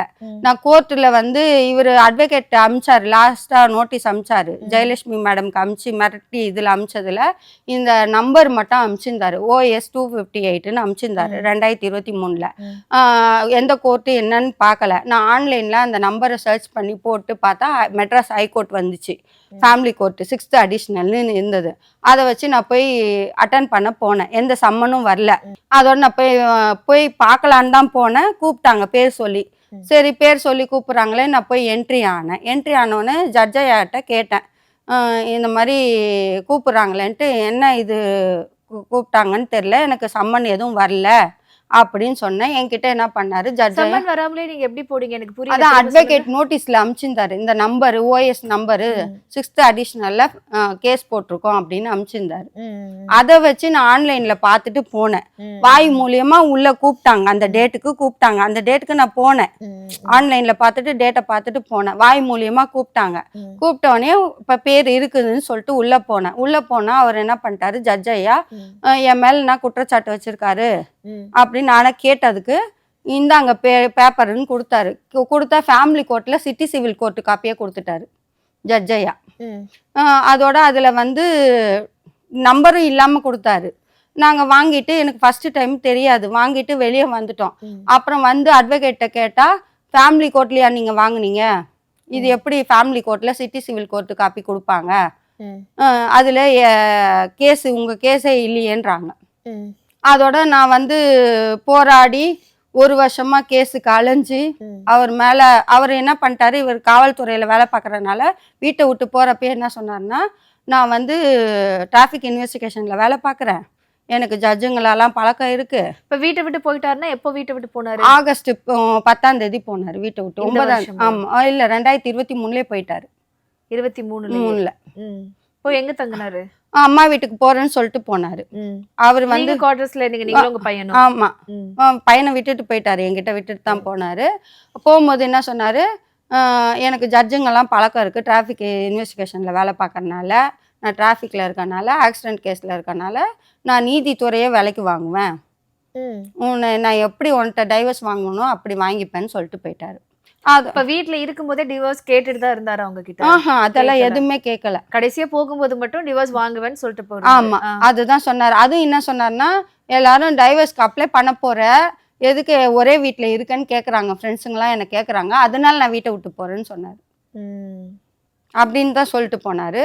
போகும்போது இந்த மாதிரி சொன்னாரு, நீதித்துறையே நான் விலைக்கு வாங்குவேன், நான் இது எனக்கு எல்லாரையும் பழக்கம் இருக்கு அப்படின்னு சொன்னாரு. டிராஃபிக் போலீஸா இருந்தா நீதித்துறையே விலைக்கு வாங்கிடலாமா? அப்படிதான் சொன்னாரு. காவல்துறையும் என் பக்கம் தான் சப்போர்ட்டு, நான் காவல்துறையில வேலை பார்க்கறதுனால எனக்கு அதுக்கும் இருக்கு அங்க ஆளு அப்படின்னு சொன்னாரு. அதே மாதிரிதான் மேடம் இப்ப நடந்துகிட்டும் இருக்கு. கம்ப்ளைண்ட் எங்க போனாலும் கொடுத்தா, மகளிர் ஆணையம் கொடுத்துட்டேன், மனித உரிமை ஆணையம் கொடுத்துட்டேன், எல்லாரும் கமிஷனருக்கு ஃபார்வர்ட் பண்றாங்க. கமிஷனர் வந்து இங்கே ஃபார்வர்ட் பண்ணுறாங்க இருக்கிற ஏரியாவுக்கு, ஆதாரம் கொடுன்றாங்க. ஆதாரத்தை எல்லாத்தையும் கொடுத்தா ஆதாரத்தை வாங்கிட்டு, இது போதுமான ஆதாரம் இல்லை, கல்யாணம் ஆன ஃபோட்டோ இருக்கா கொடுங்கன்றாங்க. அவருக்கு வாய்ஸ் ரெக்கார்டே இருக்கா, அந்த லேடியோட தான் இருக்குன்னு. அது எப்போ பேசுனீங்க? அது வந்து யூடியூப் சேனலில் பேட்டி கொடுத்துருந்தேன். அவங்க ஃப்ரெண்டு அவர்கிட்ட பேசும்போது அந்த ஆடியோ எனக்கு கிடைச்சது. சரி, இப்போ ஓகே, டிவோர்ஸ் வந்துட்டு எப்படி இருந்தாலும் அவங்க கிட்ட வாங்கிடுவேன்னு சொல்லிட்டு போயிட்டாங்க, கம்ப்ளைண்ட்டும் எடுக்கல. இப்போ அவர் எங்க இருக்காரு? இப்போ வந்து என் வீட்டுக்கு பேக் சைடு போலீஸ் குவார்டர்ஸ்ல இருக்காரு, பழைய குவார்டர்ஸ்ல இருக்காரு. நான் புது குவார்டர்ஸ்ல நான் இருக்கேன், போலீஸ் குவார்டர்ஸ்ல. எப்படி ஒரே ஆளுக்கு 2 இது அலர்ட் ஆகும்? அவர் வந்து அந்த லேடியும் போலீஸ்ன்றதுனால, அவங்க போலீஸோட சப்போர்ட்ன்றதுனால அவங்க அந்த லேடியோட அவர் அந்த பழைய குவார்டர்ஸ்ல இருக்காரு. அந்த லேடி என்னவா இருக்காங்க? அதுவும் ஹெட் கான்ஸ்டபிளா தான் இருக்காங்க. அவங்க பேரு? அவங்க பேரு என் கமலீஸ்வரின்னு சொல்றாங்க. அவங்க எந்த ஸ்டேஷன்ல ஒர்க் பண்றாங்க? அவங்களும் வந்து மணலி ஸ்டேஷன்ல தான் இருந்தாங்களாம். இப்ப வேலை பார்த்தாங்களாம். இப்ப மாதாவரம் பால் பண்ணைக்கே போயிருக்காங்கன்னு கேள்விப்பட்டேன். இப்போ அதே முன்னாடி பின்னாடி அந்த குவார்டர்ஸ்ல இருக்கும்போது அவருக்கு ஆல்ரெடி ஒரு ஃபேமிலி இருக்கது அவங்களுக்கு தெரியும் தானே? தெரியும். அவங்க இப்ப தெரிஞ்சே தான் ஆல்ரெடி அவங்க பழைய குவார்டர்ஸ்ல நான் எதிர் பில்டிங்ல இருந்தாங்க. அவங்க ஏற்கனவே மேரிட் ஆகி வந்தவங்க. ம், டியூட்டி பார்க்கறதுக்கு இங்க இந்த சென்னைக்கு வந்தாங்க. ம், சென்னை வந்த இடத்துல பக்கத்து போலீஸ புடிச்சு, பக்கத்து வீட்டு போலீஸ பிடிச்சு, அவங்க 2 பேரும் ஸ்டேஷன்ல ஒரே டியூட்டி பார்த்த இடத்துல பக்கத்து போலீஸ புடிச்சு, அவர் கிறிஸ்டினு, இந்த அம்மா ஹிந்து. அவர செகண்ட் மேரேஜ் பண்ணிக்கிட்டாங்க. கிறிஸ்டின்ல போய் சர்ச்ல போய் கல்யாணம் பண்ணிக்கிட்டு, ம், இந்து முறைப்படியும் போய் கோயில்ல தாலி கட்டி மோதிரம்லாம் மாத்திக்கிட்டாங்க. ம். செகண்ட் மேரேஜ் அதாவது பண்ணிக்கிட்டாங்க. அவங்கள உங்களுக்கு ஆல்ரெடி தெரியும். தெரியும். ஆ. எதிர் வீட்ல தான் இருந்தாங்க. எதிர் வீட்டு உமன் ஓ! போலீஸ் தான் இவங்க. ம், ம், அவங்க மாமனார் எஸ்ஐ வந்து வீடு நுழைஞ்சு அடிச்சு இங்கேருந்து துரத்தி விட்டுட்டாங்க அந்த லேடிய. ம், லேடிய துரத்தி விட்டோன்னே ராயபுரம் குவார்டர்ஸ் போலீஸ் குவார்டர்ஸ்க்கு போயிட்டாங்க. ம். இப்போ அவங்க அக்கா பொண்ணு அங்க இருக்குது. இவங்க வந்து இந்த குவார்டர்ஸ்ல பின்னாடி போலீஸ் சப்போர்ட்டோட இவங்க இங்க ஃபேமிலி எங்க வீட்டுக்காரோட இருக்காங்க. அவங்களுக்கு குழந்தைங்க அப்பலாம் யாரும் அவங்களுக்கு வந்து இல்லையா? இவர் 5வது ஹஸ்பண்டுன்னா 3வது ஒருத்தர பண்ணாங்க. அவரு ரொம்ப ஸ்ட்ரிக்ட்டா இருந்தாராம். அவரு விட்டுட்டு போயிட்டாராம். ம். இவங்கள அடிச்சு துன்புறுத்துனனால இவங்களே வேணான்னு பட் இது சொல்லிட்டு எல்லாமே வந்துட்டாங்களாம். உங்களுக்கு கன்ஃபார்மா தெரியுமா? ஆ இல்ல சும்மா பேச்சு வாக்குல இல்ல வந்தத இல்ல வச்சு சொல்றீங்களா? இல்ல அவங்க வந்து கன்ஃபார்மானா எல்லாரும் டியூட்டி பார்க்குற இடத்துல கன்ஃபார்மா சொல்றாங்க. இந்த லேடி வந்து 3வதா கல்யாணம் பண்ணி 4வது லாரி ஓனரு. அது ஓகே. அவங்க பேசுறவங்க இல்ல பேச அவங்க போகுது. ஸ்டேஷன்லயே எல்லா ஸ்டேஷன்லயும் அவங்க மேல கம்ப்ளைண்ட் ரிமார்க் இருக்கு. இது எல்லாம் உங்க வீட்டுக்காருக்கு தெரியாதா? தெரியும். தெரிஞ்சு எப்படி அக்செப்ட் பண்ணிட்டாரு? இவங்களும் போதை ஊசி குடுத்திக்கிறாங்க. அவங்களும் போதை ஊசி குடுத்திக்கிறாங்க. இவங்களும் ட்ரிங்க்ஸ் அடிப்பாங்க. அவங்களும் ட்ரிங்க்ஸ் அடிப்பாங்க. இதனால 2 ஆ பேருக்கும் மேட்ச் ஆயிடுச்சா? மேட்ச் ஆகி இவங்களும் சரியில்ல கேரக்டர்லெஸ்ஸு. இவரும் எல்லா பொண்ணுங்களையும் ஏமாத்துறாரு. இப்ப அவங்களுக்கு தனியா குழந்தைங்க அப்பலாம் யாரும் இல்ல. இல்ல இருக்கு. 2 பொம்பளை பசங்க இருக்கு. அவங்க யார் கூட இருக்காங்க அப்போ? அவங்க தான் எங்க வீட்டுக்காரோட தானே இருக்காங்க. இப்போ உங்க வீட்டுக்காரு அவங்களோட 2 2 குழந்தைங்க. ஒண்ணா என் இருக்கா? பையன் வந்து தனியா ஒரு வீட்ல வச்சிருக்காங்க. என் பையன. உங்க போலீஸ் பையன அவர் குவார்டர்ஸ். கூட்டு போயிட்டாரா? ஆமா. கூட்டு போல. நானே தான் அமுச்சு வச்சேன். பையன வந்து சாவடிச்சிருவேன்னு சொல்லி ஸ்நாக்ஸ் வாங்கி குடுத்துட்டாரு. 2 வாட்டி என்கிட்ட விட்டுட்டு போயிட்டு. ஸ்நாக்ஸ் வாங்கி குடுத்து 2 வாட்டி சீரியஸ் ஆனோனே, பையன அவங்க அப்பா கூடயே போய் இருக்க சொல்லிட்டேன். ஸ்நாக்ஸ்னா அதுல ஏதாவது ஆமா. கலந்திருந்ததா? உடம்பு சரியில்லாம லூஸ் மோஷன், வாமிட்டிங் காலையிலேருந்து நைட் வரையும் ஆயி, ம். அப்புறம் இன்னொரு வாட்டி வந்து ஹை ஃபீவர் ஆயி, ஸ்நாக்ஸ் வாங்கி குடுத்தாருன்னு தான் சொல்றான். வந்து சாப்பிட்டுட்டு வந்து இந்த மாரி ப்ராப்ளம் ஆச்சு. நான் பையன்ட்ட சொன்னேன், "அப்பாட்ட சாப்பிடாத, எதுவும் காசா கூட வாங்கிக்கோன்னு" சொன்னேன். கேட்கல பையன். 2 வாட்டி இந்த இன்சிடென்ட் நடக்கவும், ஏன்னா அவரு பையன தான் டார்கெட் பண்றாரு. பையனுக்கு தான் இவரு சொத்து டீட்டெயில்ஸ் எல்லாம் தெரியும். இவரு பொண்ணுங்கள ஏமாத்துனது எல்லாமே பையனுக்கு தான் தெரியும். ம். பையன தான் ஃபர்ஸ்ட் டார்கெட் பண்றாரு. கொலை பண்ண பார்க்குறாரு. அது பையன் எப்படி செத்தா பெத்த பையனை யாராவது கொலை பண்ண பாப்பாங்களா என்ன? அது அவரு என்னதான் ஹஸ்பண்ட் அண்ட் ஒய்ஃப்குள்ள எவ்வளவு பெரிய பிரச்சனை இருந்தாலும் ஒரே பையன் அந்த பையனை ஆனா கொன்றுவாங்கல்ல. இத்தனைக்கும் அவங்க அப்பான்னா அவ்வளோ பிடிக்கும் அவனுக்கு. அது டாடி அப்பேற்பட்ட டாடி பையனை எப்படி ஆ அவங்களே அது இந்த மாதிரிலாம் அவன் தானே கண்டுபிடிச்சான். அவன் தானே இதெல்லாம் ஹெல்ப் பண்றான் எனக்கு ம். சரி அப்படின்னு. இப்ப அவங்க கொல்ல பாக்குறாங்கன்னு தெரிஞ்சு எப்படி எந்த இப்ப நம்பிக்கையில அவர்கிட்டயே நீங்க உங்க பையனை எப்படின்னா ஸ்நாக்ஸ் குடுத்தீங்க? வாங்கி கொடுத்து சீரியஸ் ஆக்கிட்டு என்ன சொல்லிட்டாரு, எனக்கு வாய்ஸ் மெசேஜ் விட்டாரு. பையனுக்கு ஏதாவது ஆச்சுன்னா உன்னை சும்மா விட மாட்டேன்னாரு. அப்ப இவர் ஏதோ பண்றதுக்கு இருக்காருன்னு தெரிஞ்சுக்கிட்டனால ஓ, உங்க மூலமா உங்க பையனுக்கு ஏதாவது ஆ, ஒண்ணு ஆகும். ஆ. அவர் என்ன பண்ணாரு, அந்த வாய்ஸ் வாய்ஸ் மெசேஜ் மெசேஜ் வச்சிருக்கீங்களா? வச்சிருக்கேன். ம். என் பையனுக்கு ஏதாவது ஆச்சுன்னா உன்னை சும்மா விட மாட்டேன்னாரு. ம். அப்போ பையனை தான் டார்கெட் வைக்கிறாருன்னு தெரிஞ்சுட்டு பையனை அவங்க அப்பாவோடய அமுச்சு வச்சுட்டேன். வேற வழி தெரியல எனக்கு. பையனுக்கு பையன் அது உயிருக்கு ஓகேயா? பையன் பையனுக்கு போக மாட்டேன்னு சொன்னான். நான் தான் வலுக்கட்டாயமா அமுச்சு வச்சான். இவன் இங்க இருந்தா உயிருக்கு ரொம்ப ஆபத்தாயிடும்னு. இப்ப அவரு கூட போயிட்டு அங்க ஏதாவது நேச்சுரலா ஆக்சிடென்ட் ஆன மாதிரி அவர் ஏதாவது கிரியேட் பண்ணிட மாட்டாரா? அதுவும் பண்ணாரு. போய் 12 நாள்ல பையனை வந்து நல்லா இருக்க பையனை உடம்பு சரியில்லைன்னு ஹாஸ்பிட்டல் அட்மிட் பண்ணியிருந்தாங்க. ம். ஃபோன் பண்ணி பையன் ஆதார் கார்டு கேட்டான்.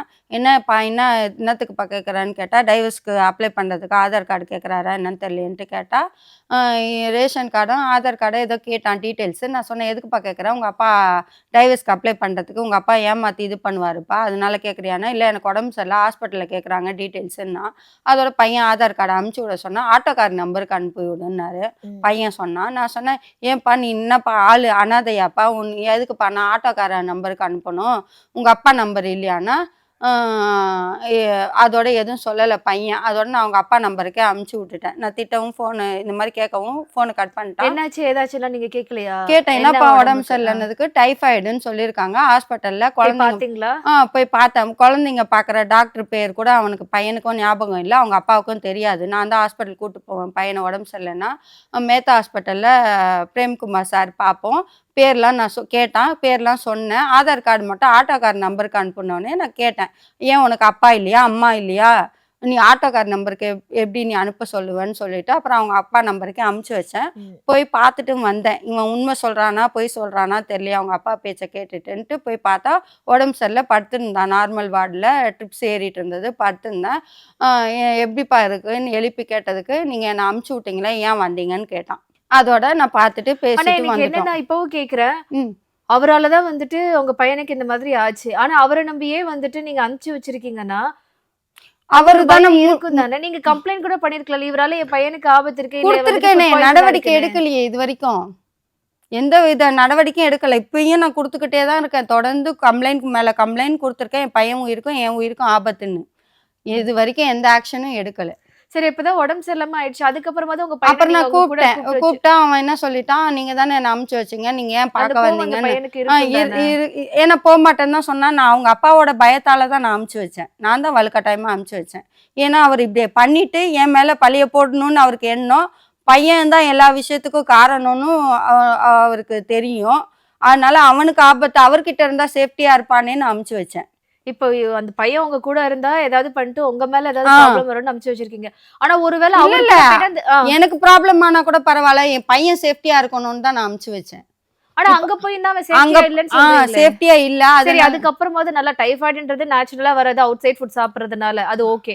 அத தாண்டி அந்த பையனை நல்லா 12 நாள் பாத்துக்கிறாங்களா? கழிச்சு அடுத்த நாள் நான் போனேன். ஹாஸ்பிட்டல்ல மாத்திட்டாங்க. மாத்திட்டு டெங்கு ஃபீவர்னு சொல்லிட்டு மாத்திருக்காங்க. ம். அங்க ஹாஸ்பிட்டல் ஃபீஸ் அதிகமாகும். ம். அங்க இருந்து வேற ஹாஸ்பிட்டல் மாத்திட்டாங்க. வீட்டுக்கிட்ட இருக்க ம். ஹாஸ்பிட்டல்ல மாத்திட்டு, அடுத்த நாள் என்ன பண்ணாரு, எனக்கு ஃபோன் பண்ணி, "பையன் செத்து போயிட்டான்.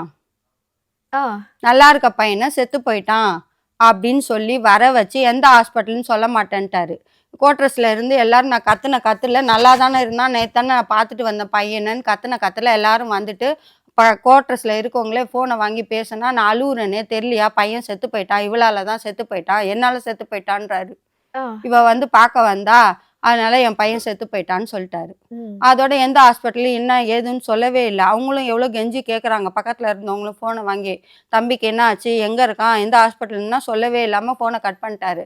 அப்புறம் நான் எடுத்துன்னு போய் ஸ்டேஷன்ல இந்த மாரி நல்லாதாங்க இருந்தான், நேத்து என் பையனை பார்த்துட்டு வந்தேன், ட்ரிப்ஸ் ஏறிட்டு இருந்தது, இன்னைக்கு செத்து போயிட்டான்னு சொல்லி ஃபோன் பண்ணி சொல்றாரு எங்க வீட்டுக்காரு. இந்த மாரி எந்த ஹாஸ்பிட்டல்னு சொல்லலைன்னா, அவங்க எங்க ஃபோன்ல சார்ஜ் இல்லைன்னாங்க. எங்க ஃபோனே வேற ஒரு ஃபோனை குடுத்து பேச சொன்னா, இந்த ஹாஸ்பிட்டல் மட்டும் சொல்ட்டாங்க. என்ன ஆச்சு, ஏதாச்சுன்னுலாம் அவங்க சொல்லல ஸ்டேஷன்ல. அதோட அந்த ஹாஸ்பிட்டல் போனா ஐசியூல இருக்கான். நான் சொன்னேன், இந்த மாரி இந்த பேர் சொல்லி ரிசப்ஷன்ல கேட்டா, இந்த மாரி செத்துட்டான்னு சொல்லி ஃபோன் வந்ததுங்க அப்படின்னு கேட்டா, அவங்க யார் சொன்னதுன்னு ஹாஸ்பிட்டல்ல இருக்கவங்க எங்கள்ட்ட கேட்குறாங்க. நான் சொன்னேன், இதோ இருக்காங்க எங்க வீட்டுக்காரு. இவர் தாங்க ஃபோன் பண்ணி செத்து போயிட்டான்னு சொன்னாரு. உங்க பையன் நல்லா தான் இருக்கான். இப்ப ஐசியூல நாங்க பார்க்க விட மாட்டோன்றாங்க. நீங்க பார்க்க விட்டா தான் நான் போவேன்னு கீழே உட்காந்துட்டேன். ம். உட்காரவும் எங்க மாமியார் நான் பார்க்க போகும்போதே எங்க மாமியார் வந்து, நான் ஃபர்ஸ்ட்ல போறேன், அக்கா பின்னாடி வராங்க, அண்ணா பின்னாடி வராங்க, அக்காவ அடிக்கிறாங்க. என்னடா இது, நம்ம அக்கா பின்னாடி வந்தாங்களா, அக்காவ காணோமேன்னு திரும்பி பார்த்தா அக்காவ அடிச்சிட்டு இருக்காங்க. தடுக்க போனா என்னையும் அடிக்கிறாங்க. அது சிசிடிவில கேமரால பதிவாச்சு. ம். பார்க்கவும் விடக்கூடாதுன்னு சண்டை போடுறாங்க. எங்கள உள்ள விடக்கூடாதுன்னு சண்டை போடுறாங்க. ம். இந்த மாரி நாங்க சொன்னோம், செத்து போயிட்டான்னு சொன்னா, இப்போ உங்க உங்க பையன் பையன் 2வது கல்யாணம் பண்ணிட்டு இருக்காரு. அது அவங்க அம்மாவுக்கு சம்மதத்தோட தான் இருக்காரா? ஆமா. எங்க மாமியார் தான் பண்ணி வச்சிருக்காங்கன்னு கேள்விப்பட்டேன் நானு. எங்க மாமியார் வந்தாங்க. அப்புறம் நான் என்ன சொன்னேன், 100க்கு 100ஸ்க்கு அங்கேயே கால் பண்ணி வர வச்சு என்ன பார்க்க விட மாட்டேன்றாங்க. அதோட 100ஸ்க்கு ஃபோன் பண்ணி போலீஸ்காரங்க வந்து விசாரிச்சாங்க. அப்ப நான் சொன்னேன், இந்த மாரி செத்து போயிட்டான்னு ஃபோன் பண்ணாரு. ம். இந்த மாரி என்னை பார்க்க விட மாட்டேன்றாங்க அப்படின்னு சொல்லவும், அவர் போய் முதல் பையனை பார்த்துட்டு வந்துட்டு, அப்புறம் எங்கள பார்க்க அலோவ் பண்ணாங்க. பார்த்துட்டு வந்தோம். எங்க மாமியார் அடிச்சாங்க. அதுக்கு நான் கொடுங்கியூர் ஸ்டேஷன்ல கம்ப்ளைண்ட் குடுத்தேன். அங்க ம். வந்து சிஎஸ்ஆர் மட்டும் போட்டாங்க. எஃப்ஐஆர் போட மாட்டேன், போலீஸ் ஃபேமிலி அப்படின்னு சொல்லிட்டாங்க. அப்படின்னு சொல்லி எங்கள அனுப்பிச்சு விட்டுட்டாங்க. அதுக்கும் நான் கோர்ட்ல டைரக்ஷன் வாங்கிட்டு வாங்க, அப்பதான் நான் எஃப்ஐஆர் போட முடியும்னு கோர்ட்டுக்கும் நான் கம்ப்ளைண்ட் எழுதி கொடுத்தா, எனக்கு எந்த வக்கீலையும் போட விட மாட்டேன்றாங்க. ஆக்ஷனே எடுக்க மாட்டேன்றாங்க. இப்ப பையனும் அவங்க கூட தான் இருக்காங்க. ஆமா, அவர் கூட தான் இருக்காரு. பையனவாவது ஒழுங்கா பாத்துக்கிறாரா அதுக்கப்புறம்? எங்க நாத்தனார் டிஜிபி ஆஃபீஸ்ல வேலை பார்க்குறாங்க, ஆஜராம்மாள்னு. அவங்க என்ன பண்ணிட்டாங்க, எப்படி எங்க ஃபேமிலி ஃபோட்டோவை நீ இஷ்யூ பண்ணுவ மீடியால அப்படின்னு சொல்லி கேட்டு, உன் பையனை ஒட்டு கேட்க உளவு பார்க்க தான் அனுப்பிச்சி வச்சிருக்கியா, டைவர்ஸ் வாங்கிட்டு போன்னு சொல்லி என்னை ஃபோன் பண்ணி கேட்டாங்க. கேட்டு உன்னை என்ன பண்ணுறேன், உன் மேலே கம்ப்ளைண்ட் கொடுக்குறேன்னாங்க. நீ கம்ப்ளைண்ட் கொடுன்னு சொன்னேன். சொன்னோடனே என்ன ஒன்றும் பண்ண முடியாமல் பையனை ஆளை வச்சு அடித்து, போன ஜனவரிக்கு போகி அன்னைக்கு அடித்து, அவனை மூஞ்சி எல்லாம் உடைச்சி கை இதெல்லாம் டேமேஜ் பண்ணி ட்ரீட்மெண்ட்டே எடுக்காம கேட்டால் வந்து பசங்களுக்குள்ள சண்டை. யார் அடிச்சது பையனை? பையனை வந்து பசங்களோட ஃப்ரெண்ட்ஸுங்க அடிச்சாங்க. நாத்தனாரும் எங்க வீட்டுக்காரும் அடிச்சு துன்புறுத்திட்டு இருக்காங்க ஆளை வச்சு. அது எப்படி சொந்த பையனையே அப்பா அடிக்க மனசு வருது? ம். நிஜமாவே அடிச்சாங்களா? ஆமா. நீங்களா சொல்றீங்க? இல்ல நிஜமாவே அடிச்சாங்க. அதுக்கான ப்ரூஃப் இருக்கு. அவன் காலேஜ் படிக்க வச்சிருக்கீங்க? இல்ல போட்டோ இருக்கு. இருந்தாலும் நான் அத அவன் காலேஜ் படிக்கிறான். இல்ல அவனோட இல்ல future. அவங்க இப்ப பையனோட ஃபேஸ் இதெல்லாம் எதுவுமே நம்ம இஷ்யூ பண்ண மாட்டோம். பட் அவங்க தான் அடிச்சாங்க அப்படின்றதுக்கு என்ன ப்ரூஃப் இருக்கு உங்களுக்கு? அததான் எங்க நாத்தனார் ஃபோன் பண்ணி பேசுறாங்க. உன்னை என்ன பண்றேன்னு சொல்லிட்டு என் பையனை பழி வாங்கிட்டாங்க. அவங்க சொல்றாங்க அதுக்கப்புறமாவது உங்க பையனை அவங்க கூட கூட்டு வரதுக்கு நீங்க ஏதாவது ட்ரை பண்ண ஃபோன் சுவிட்ச் ஆஃப் பண்ணி வச்சிட்டாங்க. இவன் அவங்க எங்க நீங்க நேர்ல தான் அவங்க வீடு தான் தெரியுமே, நேர்ல போயிட்டு என் பையனை என்னோட அனுப்பிடுவோம், கூட இருந்தா சேஃப்டி இல்லன்னு சொல்லிட்டு கூட்டிட்டு வர வேண்டியதானே? உங்க பையன் இப்ப என்ன வயசு உங்க பையனுக்கு? 18 வயசு இப்பதான் இருக்கு. அப்ப அவன் நல்லா டிசைட் பண்ற ஏஜ்ல தானே இருக்கான். இப்பதான் 18 இந்த இயர் தான் ஸ்டார்ட் ஆயிருக்கு. அது அவங்க நான் போறதுக்குள்ளே அவங்க வந்து பிரெயின் வாஷ் பண்ணி மிரட்டி வச்சிடறாங்க. ஒண்ணு என்ன கொலை பண்ணிடுவேன்னு மிரட்டுறாங்களா, இல்ல அவனை கொலை பண்ணிடுவேன்னு மிரட்டுறாங்களான்னு தெரியல. பையன் வர மாட்டான். பையன் வரமாட்டான்றான். இப்போ போய் கூப்பிட்டேன், போன்லயும் கூப்பிட்டேன், பேசக்கூடாதுன்னு சொல்லி வச்சு பிளாக் லிஸ்ட்ல போட்டு வச்சுட்டான் என் நம்பரை. இது மட்டும் தான் ரீசனா இல்ல நிஜமாவே உங்க பையனுக்கு உங்க மேல வேற ஏதாவது கோவம் இருக்கு? இல்ல, இது வரைக்கும் எல்லா ஸ்டேஷன்லயும் கூப்பிட்டுனாக்கா கொடுக்குற கம்ப்ளைண்ட்க்கு விசாரணைன்னு வருது இல்ல, கூப்பிடுவாங்க. பையனும் அப்பாவும் வருவாங்க 2 பேருமே. அப்பயாவது நேர்ல உங்களை பார்த்து பேசுவானா? பேச மாட்டான். ஆனா சொல்லுவான் எங்க அம்மா நல்லவங்க, எங்க அம்மா நல்லவங்க, எங்க அப்பாவும் நல்லவர். இவர் சொல்லி கூப்பிட்டு வருவார் போல. எங்க அப்பா நல்லவர், நாங்க ஃபேமிலி நல்லா தான் இருந்தோம். எங்க ஆயா பேச்சு எங்க பெரியம்மா பேச்சை கேட்குறாங்க எங்க அம்மா. நான் சொன்னேன், இப்போ ஆயா பேச்சு அம்மா பேச்சு கேட்குறாங்கன்னா அடி வாங்கினது நானுப்பா, பாதிக்கப்பட்டது நான். ரோட்டில் விட்டுட்டு அடிச்சாரு, அவங்கள அடி வாங்கினாங்க, ஏன்ப்பா இப்படி சொல்ற அப்படின்னு கேட்பேன் ஸ்டேஷன்லேயே. எங்கள் அம்மா நல்லவங்க அப்படின்னு தான் எல்லா இடத்துலையும் சொல்லுவான். சரி, இப்போ நீங்க எதை எதிர்பார்த்து இந்த நிகழ்ச்சிக்கு வந்திருக்கீங்க? உங்களுக்கு என்ன மாதிரி தீர்வு கிடைக்கணும்னு நினைக்கிறீங்க? அவர் தப்பு செஞ்சதுக்கு அந்த லேடிக்கும் இவருக்கும் தண்டனை வேணும். அப்பதான் இந்த மாதிரி அடுத்து யார் வாழ்க்கையிலயும் அவங்க நுழைய மாட்டாங்க. தப்பு செஞ்சுட்டு தண்டனை அனுபவிச்சுட்டு என் கூட சேர்ந்து வாழணும். திரும்ப அவரு சேர்ந்து உங்க கூட சந்தோஷமா வாழ்வாருன்னு நீங்க நினைக்கிறீங்களா, எதிர்பார்க்கறீங்களா? ஆமா மேடம். அவர் தப்புக்கு உண்டான தண்டனை அனுபவிச்சிட்டாருன்னா அவர் திருந்திடுவாரு. சரி, அவர்கிட்ட பேசி பாப்போமா? பேசி உங்க வீட்டுக்கார்ட்ட பேசலாம். Hello Ibrahim sir.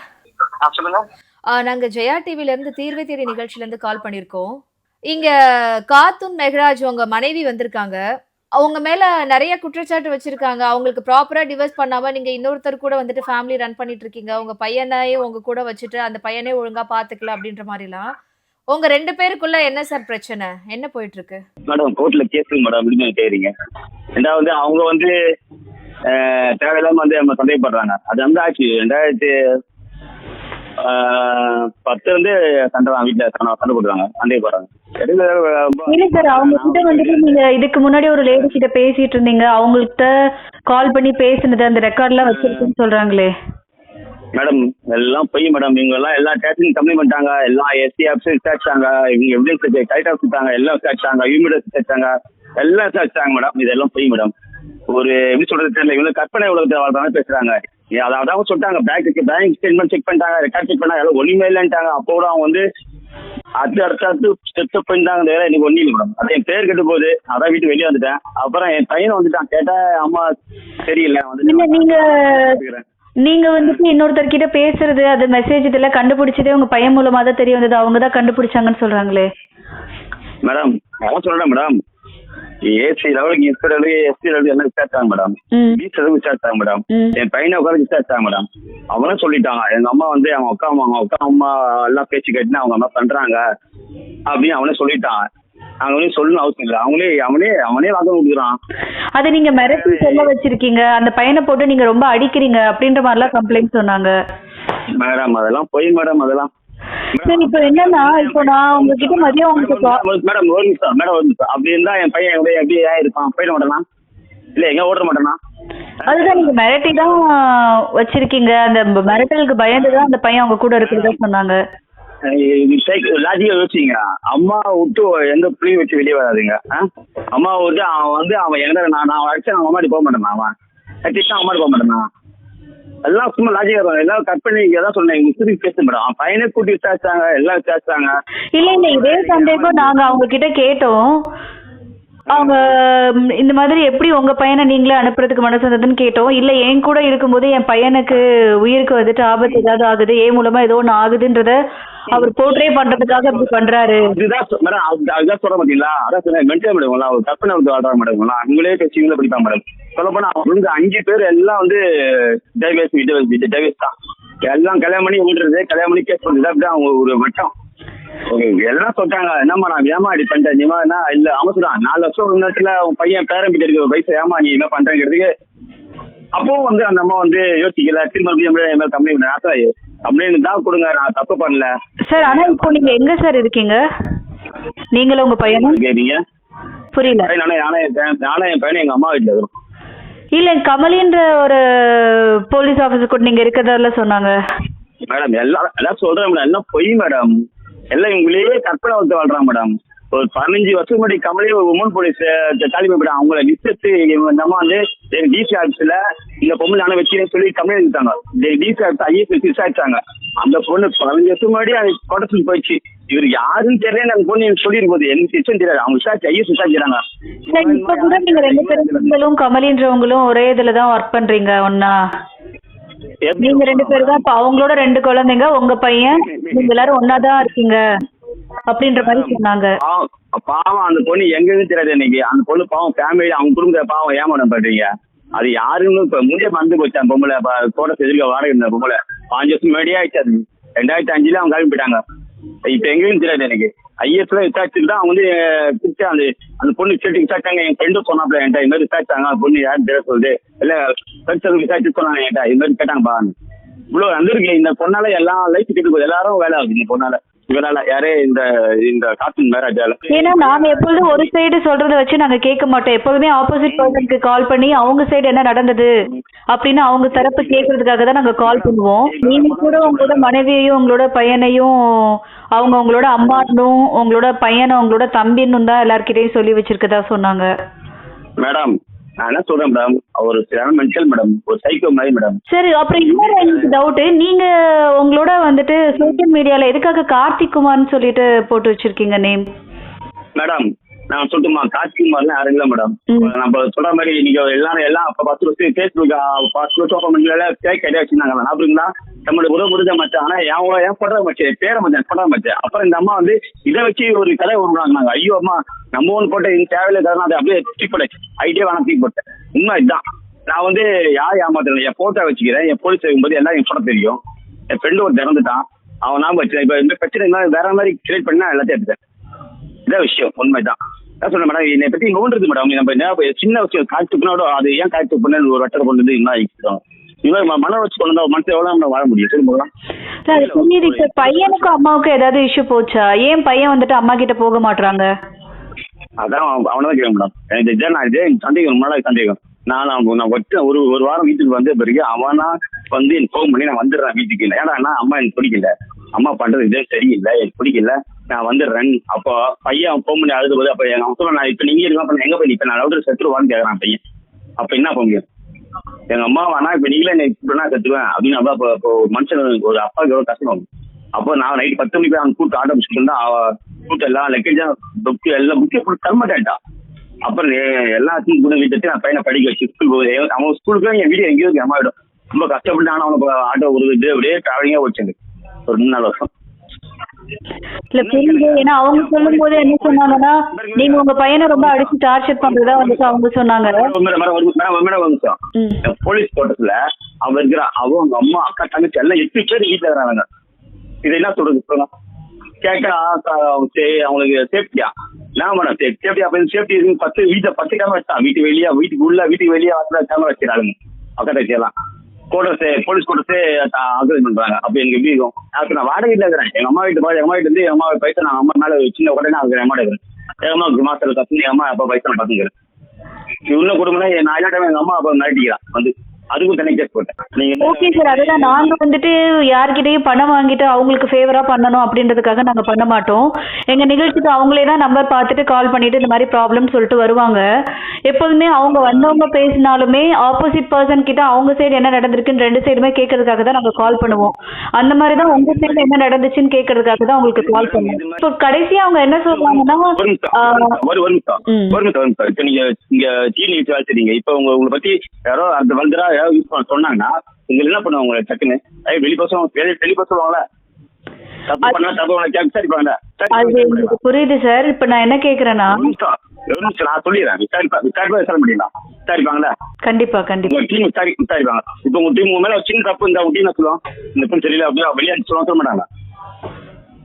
சொல்லுங்க. இல்ல புரியுது சார். அது ஆக்ஷன் நம்ம தப்பு பண்ணிருக்கிற பட்சத்துல நம்ம என்ன ஃபேஸ் பண்ணணுமோ சட்ட ரீதியா அதை ஃபேஸ் பண்ணி தான் ஆகணும்.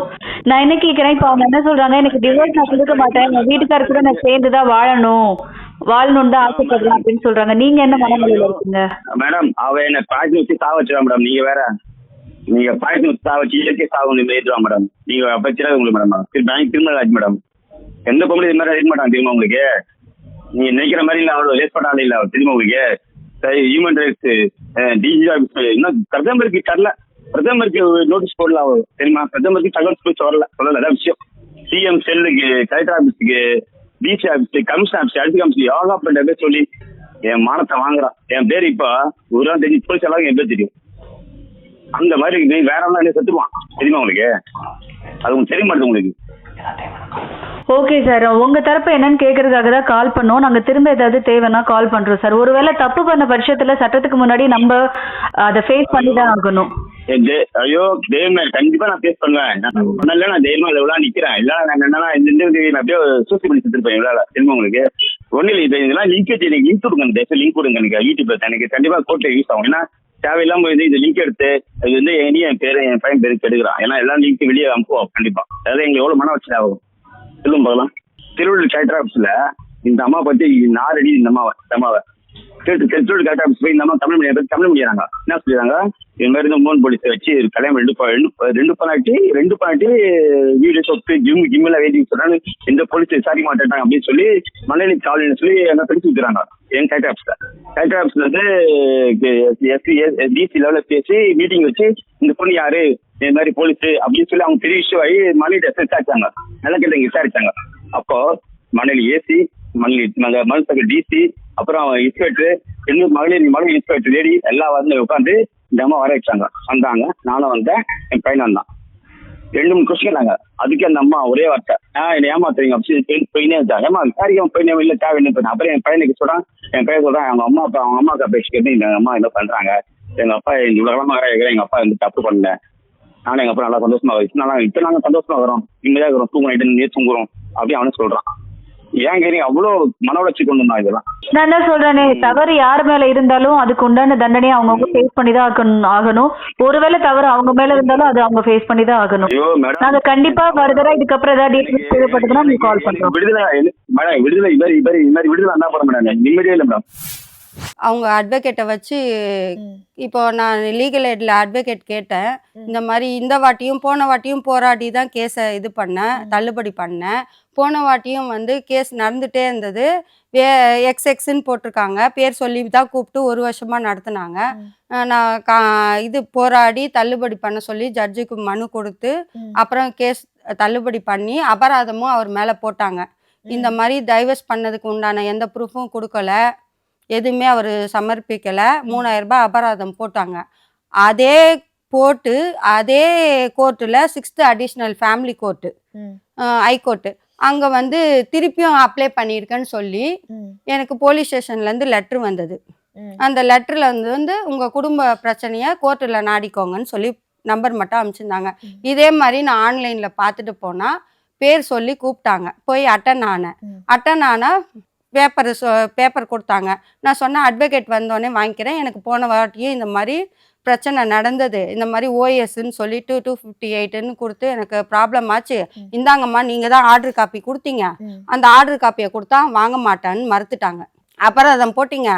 அதே கோர்ட்டில் இப்போ கேஸுன்றீங்க, நீங்கள் தான் ஆர்டர் காப்பி கொடுத்தீங்க, கொடுத்ததுக்கு வாங்க மாட்டேன்ட்டாங்க, ஜட்ஜம்மா மறுத்துட்டாங்க. அதோட இப்போ கேஸ் நடந்துட்டுருக்கு. இப்போ நான் லீகல் எய்டில் போய் எனக்கு அட்வொகேட் கேட்டேன். எனக்கு சட்ட நுணுக்கங்கள் அவ்வளோவா தெரியாதுன்ட்டு போய் கேட்டால், உங்கள் பேர்லேயே கேஸ் இல்லையம்மா, நான் எந்த இதை வச்சு நாங்கள் உங்கள் பேரில் அட்வொகேட் போடுவோம் அப்படின்னு என்கிட்டயே கேட்டாங்க. அப்புறம் நான் வந்து அடுத்த ஹியரிங்க்கு போனப்போ ஜட்ஜம்மாட்ட சொன்னேன், எனக்கு கேஸே இல்லைன்னு சொல்கிறாங்க அவங்க, உனக்கு எப்படி அட்வொகேட் போடுறதுன்னு சொல்கிறாங்க. நான் எழுதி கொடுத்த மனுவை கேட்டாங்க, வாங்கிட்டு அவங்க எழுதி கொடுத்தாங்க. அதுக்கப்புறம் அவங்க சொல்லி எனக்கு அட்வொகேட் போட்டாங்க. இப்போ நான் கேட்டேன், அட்வொகேட் அம்மாட்ட கேட்டேன், எம்மா 2019 தலாக்கு தடை சட்டம் இருக்குதுன்றாங்க, 2023 இதே மாதிரி வக்கீல் நோட்டீஸ் அனுப்பிச்சு விட்டாரு, டைவர்ஸ் ஆயிடுச்சுன்னு, மகர் பணம் கொடுத்துட்டேன்னு. அவர் எதுவுமே அனுப்பவும் இல்லை. போன வருஷம் கோர்ட்டில் வந்து இதே மாதிரி தான் ப்ராப்ளம் ஆச்சு. ஃப்ரம் அட்ரஸ், டூ அட்ரஸ், மாமியார் வீட்டு அட்ரஸ் இருந்தது. அதில் சம்மனும் எனக்கு வரல. இந்த வாட்டியும் எனக்கு சம்மனும் வரல. ஸ்டேஷன் மூலயமா லெட்ரு வந்ததில் தான் நான் இப்போ அட்டன் ஆயிருக்கேன். எனக்கு மனுவை தள்ளுபடி பண்ண சொல்லுங்கன்னு சொல்லி இப்பயும் மனு கொடுத்துருக்கேன் கோர்ட்டிலேயே. இப்போ எனக்கு அவங்க அட்வொகேட் 3 பேரும் வந்து என்னைய போன வாட்டி தலாக் நோட்டீஸ் கொடுத்து, அட்வொகேட் வந்து எனக்கு அவங்க தான் எனக்கு ரொம்ப மன உளைச்சலை கொடுத்தாங்க 1 வருஷமா. இந்த மாதிரி தலாக் தடைச்சிட்ட இருக்கும் போது தலாக் கொடுத்துட்டன்றதே ஃபோர்ஜரி. அதை வந்து அவங்க 1 வருஷமா எனக்கு இழுத்து போராடி தான் நான் கஷ்டப்பட்டு ஆர்டர் வாங்கினேன். அந்த ஆர்டர் காப்பி வாங்கியிருக்கேன். அபராதம் போட்டு அந்த அபராத பணமும் கொடுக்கல அவரு. இப்போ அவர் மறுபடியும் அதே மாதிரி போட்டு இப்பயும் அவர் பார்ட்டி இன் பர்சன் போட்டிருக்காரு கோர்ட்டில். ஆனால் அவங்க அட்வொகேட்டு உள்ளே வராங்க. போன வருஷம் இந்த பிரசன்ன வெங்கடேஷன் வராரு, இந்த வாட்டியும் அட்வொகேட்டு உள்ளே நுழையிறாரு. இந்த அட்வொகேட் இவங்க உங்களுக்கு மன உளைச்சல் கொடுத்தாங்கன்னு சொன்னீங்க இல்லையா? அவங்க யார் என்ன மாதிரியான ப்ராப்ளம்ஸ்லாம் உங்களுக்கு கொடுத்தாங்க? அவங்க வந்து தலாக் தடை சட்டம் இருக்கப்போ இவருக்கு ஐடியா கொடுத்து தலாக் தடை சட்டம் இருக்குதுன்னு சொல்லியிருந்தோம். Legal notice அனுப்பிச்சாங்க. தலாக் தடை சட்டம் இருக்குதுன்னு 3 அட்வொகேட் போட்டு எனக்கு நோட்டீஸ் கொடுத்துருக்காங்க கோர்ட்டில். ஒன்று வந்து டிகே சூரியபிரகாஷ் நம்பர், அவர் கோர்ட் நம்பர் வந்து 406-89 போட்டிருக்காங்க அட்வொகேட் போட்டு. டிஆர் சிவகுமார் நாத், அவர் கோர்ட் நம்பர் அட்வொகேட் நம்பர் 227 நம்பர்னு போட்டு 227/2000. டிஎஸ் பிரசன்னா வெங்கடேஷ் நம்பர் 8952/2022 அவங்க 3 பேரும் எனக்கு ரொம்ப மன உளைச்சலை கொடுக்குறாங்க. அவங்க 3 பேரால தான் நான் இவ்வளோ தூரத்துக்கு போராடி 1 வருஷம் போராடி ஜட்ஜ்மெண்ட் ஆர்டர் காப்பி வாங்கினேன். இவங்க 3 பேரும் சட்டத்தில் தடை சட்டம் இருக்குன்னு தெரிஞ்சு தலாக் கொடுத்துட்டேன்னு சொல்லி பொய்யா வழக்க வாதாடிக்கிட்டு இருந்தாங்க இது வரைக்கும். இப்பயும் வந்து புதுசாக இப்போ கேஸ் இல்லாமையே கேஸ் நடத்திட்டு இப்பயும் வந்து தலாக் தடை சட்டம் இருக்குது 2023 கொடுத்துட்டேன்னு அதே மாதிரி பொய்யான ப்ரூஃப் ரெடி பண்ணிட்டு வராங்க கோர்ட்டுக்கு. பொய்யான ப்ரூஃப் ரெடி பண்ணிட்டு வந்து எனக்கு கையெழுத்து போட்டு கொடுங்க அப்படின்னு கேட்குறாங்க. நான் சொன்னேன், இதில் நிறைய மிஸ்டேக்ஸ் இருக்குது அப்படின்னு ஜட்ஜம்மாட்ட சொல்கிறேன். அவங்க என்ன சொல்கிறாங்கன்னா, நான் படித்து பார்த்துட்டு போடுறேன் கையெழுத்துன்னா, சீக்கிரம் போட்டு கொடுங்க சீக்கிரம் போட்டு கொடுங்கன்றாங்க. நான் சொன்னேன், இப்போது கடைசியாக கோர்ட்டு முடிகிற வரைக்கும் அவங்க படித்து பார்க்கறதுக்குன்னா கோர்ட்டு முடிஞ்சோடனே கொடுங்க, காப்பியை படித்து பார்த்துட்டு போடட்டும்னாங்க. அதோட நான் என்ன சொன்னேன், சரின்னு சொல்லிட்டு வெயிட் பண்ணிகிட்டு இருந்தேன். வெயிட் பண்ணிட்டு இருக்கும் போது பேப்பரை பிடுங்கி வச்சுட்டாங்க. என்கிட்ட இருந்த பேப்பரை என்னோட பேப்பரையும் சேர்த்து பிடுங்கி வச்சுக்கிட்டாங்க அந்த குமாஸ்தா அம்மா. அதோட நான் வந்து கொடுத்துட்டேன். அப்புறம் ஈவினிங்காக கூப்பிட்டு பேப்பர் வாங்கிக்கோங்கன்னாங்க. நான் சொன்னேன், இதில் நிறைய கரெக்ஷன்ஸ் இருக்குது, நிறைய மிஸ்டேக்ஸ் ஃபோர்ஜரி பண்ணியிருக்காங்க. இந்த இதில் தடை சட்டம் இருக்கப்போ தலாக் கொடுத்துட்டேன்னு சொல்லி போட்டிருக்காரு, நிறைய கரெக்ஷன்ஸ் இருக்குது. எனக்கு அட்வொகேட் இன்னைக்கு வரல, அட்வொகேட் வந்தோடனே வாங்கிக்கிறேன்னு சொல்லிட்டு நான் வந்துட்டேன். இப்போ இதே தொடர்ந்து எனக்கு அதே அட்வொகேட்டு பார்ட்டி இன் பர்சன் போட்டிருக்காரு. அட்வொகேட் இல்லைன்னு போட்டுட்டு அட்வொகேட்டு மாதம் ஹியரிங்க்கு வராங்க. இதே எனக்கு துன்புறுத்துறாங்க. இவங்க மேலேயே எனக்கு சட்ட ரீதியாக நடவடிக்கை எடுக்கணும். அந்த கமலின்றவங்க எந்த பேட்ச்? அவங்கள பற்றி டீட்டெயில் சொல்லுங்க. அவங்க வந்து 2009 பேட்ச். அவங்க எதிர் வீட்டில் இருந்தாங்க. அவங்களால எனக்கு இப்போ பாதிப்பு. ராமேஸ்வரம் ஊர். அவங்க இங்கே வந்து வேலை பார்க்குறாங்க. இப்போ எங்கள் வீட்டுக்காரோட தான் பால் பண்ணை ஸ்டேஷனில் வேலை பார்க்குறாங்கன்னு நான் கேள்விப்பட்டேன். கேள்விப்பட்டீங்க, ஆனால் நேரில் போய் பார்க்கல? நேரில் பார்க்கல. அவங்க தான் உள்ளே விட மாட்டாங்கல்ல ஸ்டேஷனுக்கு. இப்போ நான் போனேன்னா, இப்போ எனக்கு கொடுங்கூர் ஸ்டேஷனில் இப்போ இவர் ப்ரூஃப்னு சொல்லிட்டு நான் முதல் கம்ப்ளைண்ட் கொடுத்தேன் அவர் மேலே, இந்த மாதிரி பையன் செத்தாதான் வீட்டை விட்டு போவியா, 2வது கல்யாணம் பண்ணிட்டாருன்னு. அதுக்கப்புறம் அவர் என்ன சொல்லியிருக்காரு, இப்போ கோர்ட்டில் கொடுங்கியூர் ஸ்டேஷனில் என் மேலே கம்ப்ளைண்ட் கொடுத்தேன், நான் அவங்க அம்மா வீட்டுக்கு போய் சண்டை போட்டேன்னு கொடுத்துருக்காருன்னு சொல்லிட்டு பொய்யான ப்ரூஃப் வச்சிருக்காரு. என்ன ப்ரூஃப் வச்சிருக்காரு? போலீஸ் கம்ப்ளைண்ட் இவர் கொடுத்தாராம். கொடுத்தா கூப்பிட்டு விசாரிப்பாங்கல்ல, எந்த விசாரணையும் பண்ணலை. இவர் அது ஃபேக்கா ரெடி பண்ணது? ஆமா, ஃபேக்கா ரெடி பண்ணி வச்சிருக்காரு கோர்ட்டில். இப்போ எல்லாமே ஃபேக்கா இருக்கு கோர்ட்டில் பேப்பர்ஸ். நான் அதனால அட்வொகேட் வந்தோடனே வாங்கிக்கிறேன்னு மறுத்துட்டேன். இப்போ நான் கோர்ட்டில் வக்கீல் அம்மாட்டையும் கேட்குறேன், இப்போ என் பேரில் எக்ஸ்ன்னு இருக்கு, இந்த மாதிரி கேஸ் நடந்துட்டு இருக்கு, இப்போ எனக்கு மனுவை தள்ளுபடி பண்ண சொல்லுங்கன்னு சொல்கிறேன். வேற கேஸே இல்லைன்னு லீகல் எய்டில் சொல்கிறாங்க. எனக்கு இந்த மனுவை தள்ளுபடி பண்ண சொல்லி கேட்டேன் எங்கள் வக்கீல் அம்மாட்டேன். தலாக் தடை சட்டம் இருக்கப்போ ஒரு சின்ன மிஸ்டேக்னாலும் இதை தள்ளுபடி பண்ணுவாங்க.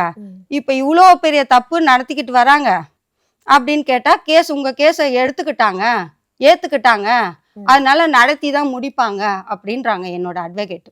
இது நான் சிஎம் செல்லுக்கும் கொடுத்துருக்கேன், டிஜிபி ஆஃபீஸ்க்கும் கொடுத்துருக்கேன், மனித உரிமை ஆணையத்துக்கும் கொடுத்துருக்கேன், நேஷ்னல் ஹியூமன் ரைட்ஸ்க்கும் கொடுத்துருக்கேன்.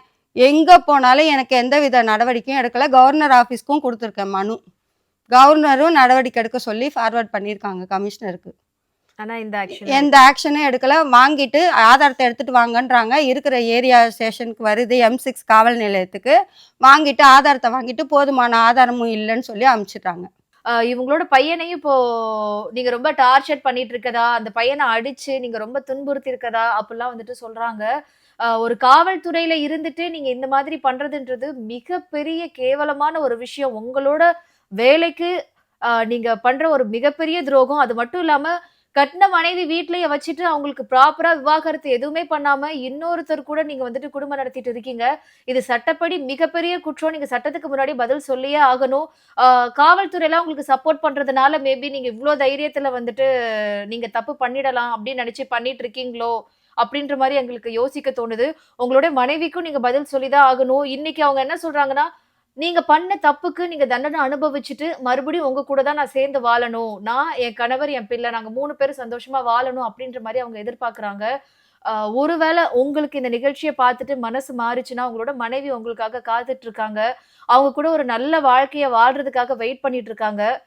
நீங்க பண்ண தப்புக்கு எல்லாமே தண்டனை அனுபவிச்சுட்டு வந்தீங்கன்னா என்னோட கணவரை நான் ஏத்துக்கிட்டு நாங்க ஒரு நல்ல லைஃப் வாழணும் அப்படின்னு எதிர்பார்க்கறாங்க. உங்க சைடு என்ன நியாயம்னு கேட்கறதுக்காக தான் உங்களுக்கு கால் பண்ணோம். ஆனா நீங்க சரியான முறையில எங்களுக்கு பதில் பேசவே இல்ல. நீங்க ஒருவேளை அவர் எனக்கு உங்க கூட வாழ விருப்பமே இல்ல, நான் டிவோர்ஸ் தான் கொடுக்க ரெடியா இருக்கேன் அப்படின்னா நீங்க என்ன பதில் சொல்லுவீங்க? இல்லை, நான் டைவர்ஸ் கொடுக்க மாட்டேன். எனக்கு அவரோட சேர்ந்து தான் வாழணும். அவர் இவ்வளோ பொய் சொல்லி பிரிக்க பார்க்குறாரு. ஆனால் நான் கொடுக்க மாட்டேன், எக்காரணத்தை கொண்டும் கொடுக்க மாட்டேன். நான் தான் அவரோட ஒய்ஃபு. என்னோட உரிமையை நான் விட்டு கொடுக்க மாட்டேன் யாருக்காகவும். இப்பவும் அவங்க என்ன சொல்றாங்க, நான் டிவோர்ஸ் குடுக்கறதுக்கு எனக்கு எந்த விதத்திலயும் விருப்பமே கிடையாது, கணவர் மனம் திருந்தி வந்துட்டா போதும் அப்படின்ற மனநிலையில தான் அவங்க இருக்காங்க. சட்டத்துக்கும் காவல்துறைக்கும் நாங்க இந்த நிகழ்ச்சி மூலமா வைக்கிற கோரிக்கை என்னன்னா, இவங்களோட எதிர்பார்ப்பு நியாயமா இருக்கும் பட்சத்துல அவர் காவல்துறையிலேயே வேலை செஞ்சிருந்தாலும் பரவாயில்ல, ஆனா இன்னொருத்தவங்களோட வாழ்க்கை இங்க கேள்விக்குறியா இருக்கு. அதுக்கு உண்டான தீர்வு, அதுக்கு உண்டான தண்டனை கிடைக்கிறதுக்கு நீங்க தான் உங்களுக்கு ஃபுல் சப்போர்ட்டா இருக்கணும்னு நாங்க நினைக்கிறோம். எங்க சைட்ல இருந்து எங்களால எவ்வளவு சப்போர்ட்டா இருக்க முடியுமோ அவ்வளவு சப்போர்ட்டா இருப்போம் அப்படின்னு சொல்லிட்டு இந்த நிகழ்ச்சி மூலமா நாங்க தெரிவிச்சுக்கிறோம். உங்களுக்கு எங்க மூலமா என்ன சப்போர்ட் பண்ணணும்னு நீங்க நினைக்கிறீங்களோ அது எங்க சைட்ல இருந்து ஃபுல் சப்போர்ட் நாங்க பண்றோம். சரிங்க. மீண்டும் மற்றொரு நிகழ்ச்சியில் சந்திப்போம். நன்றி, வணக்கம்.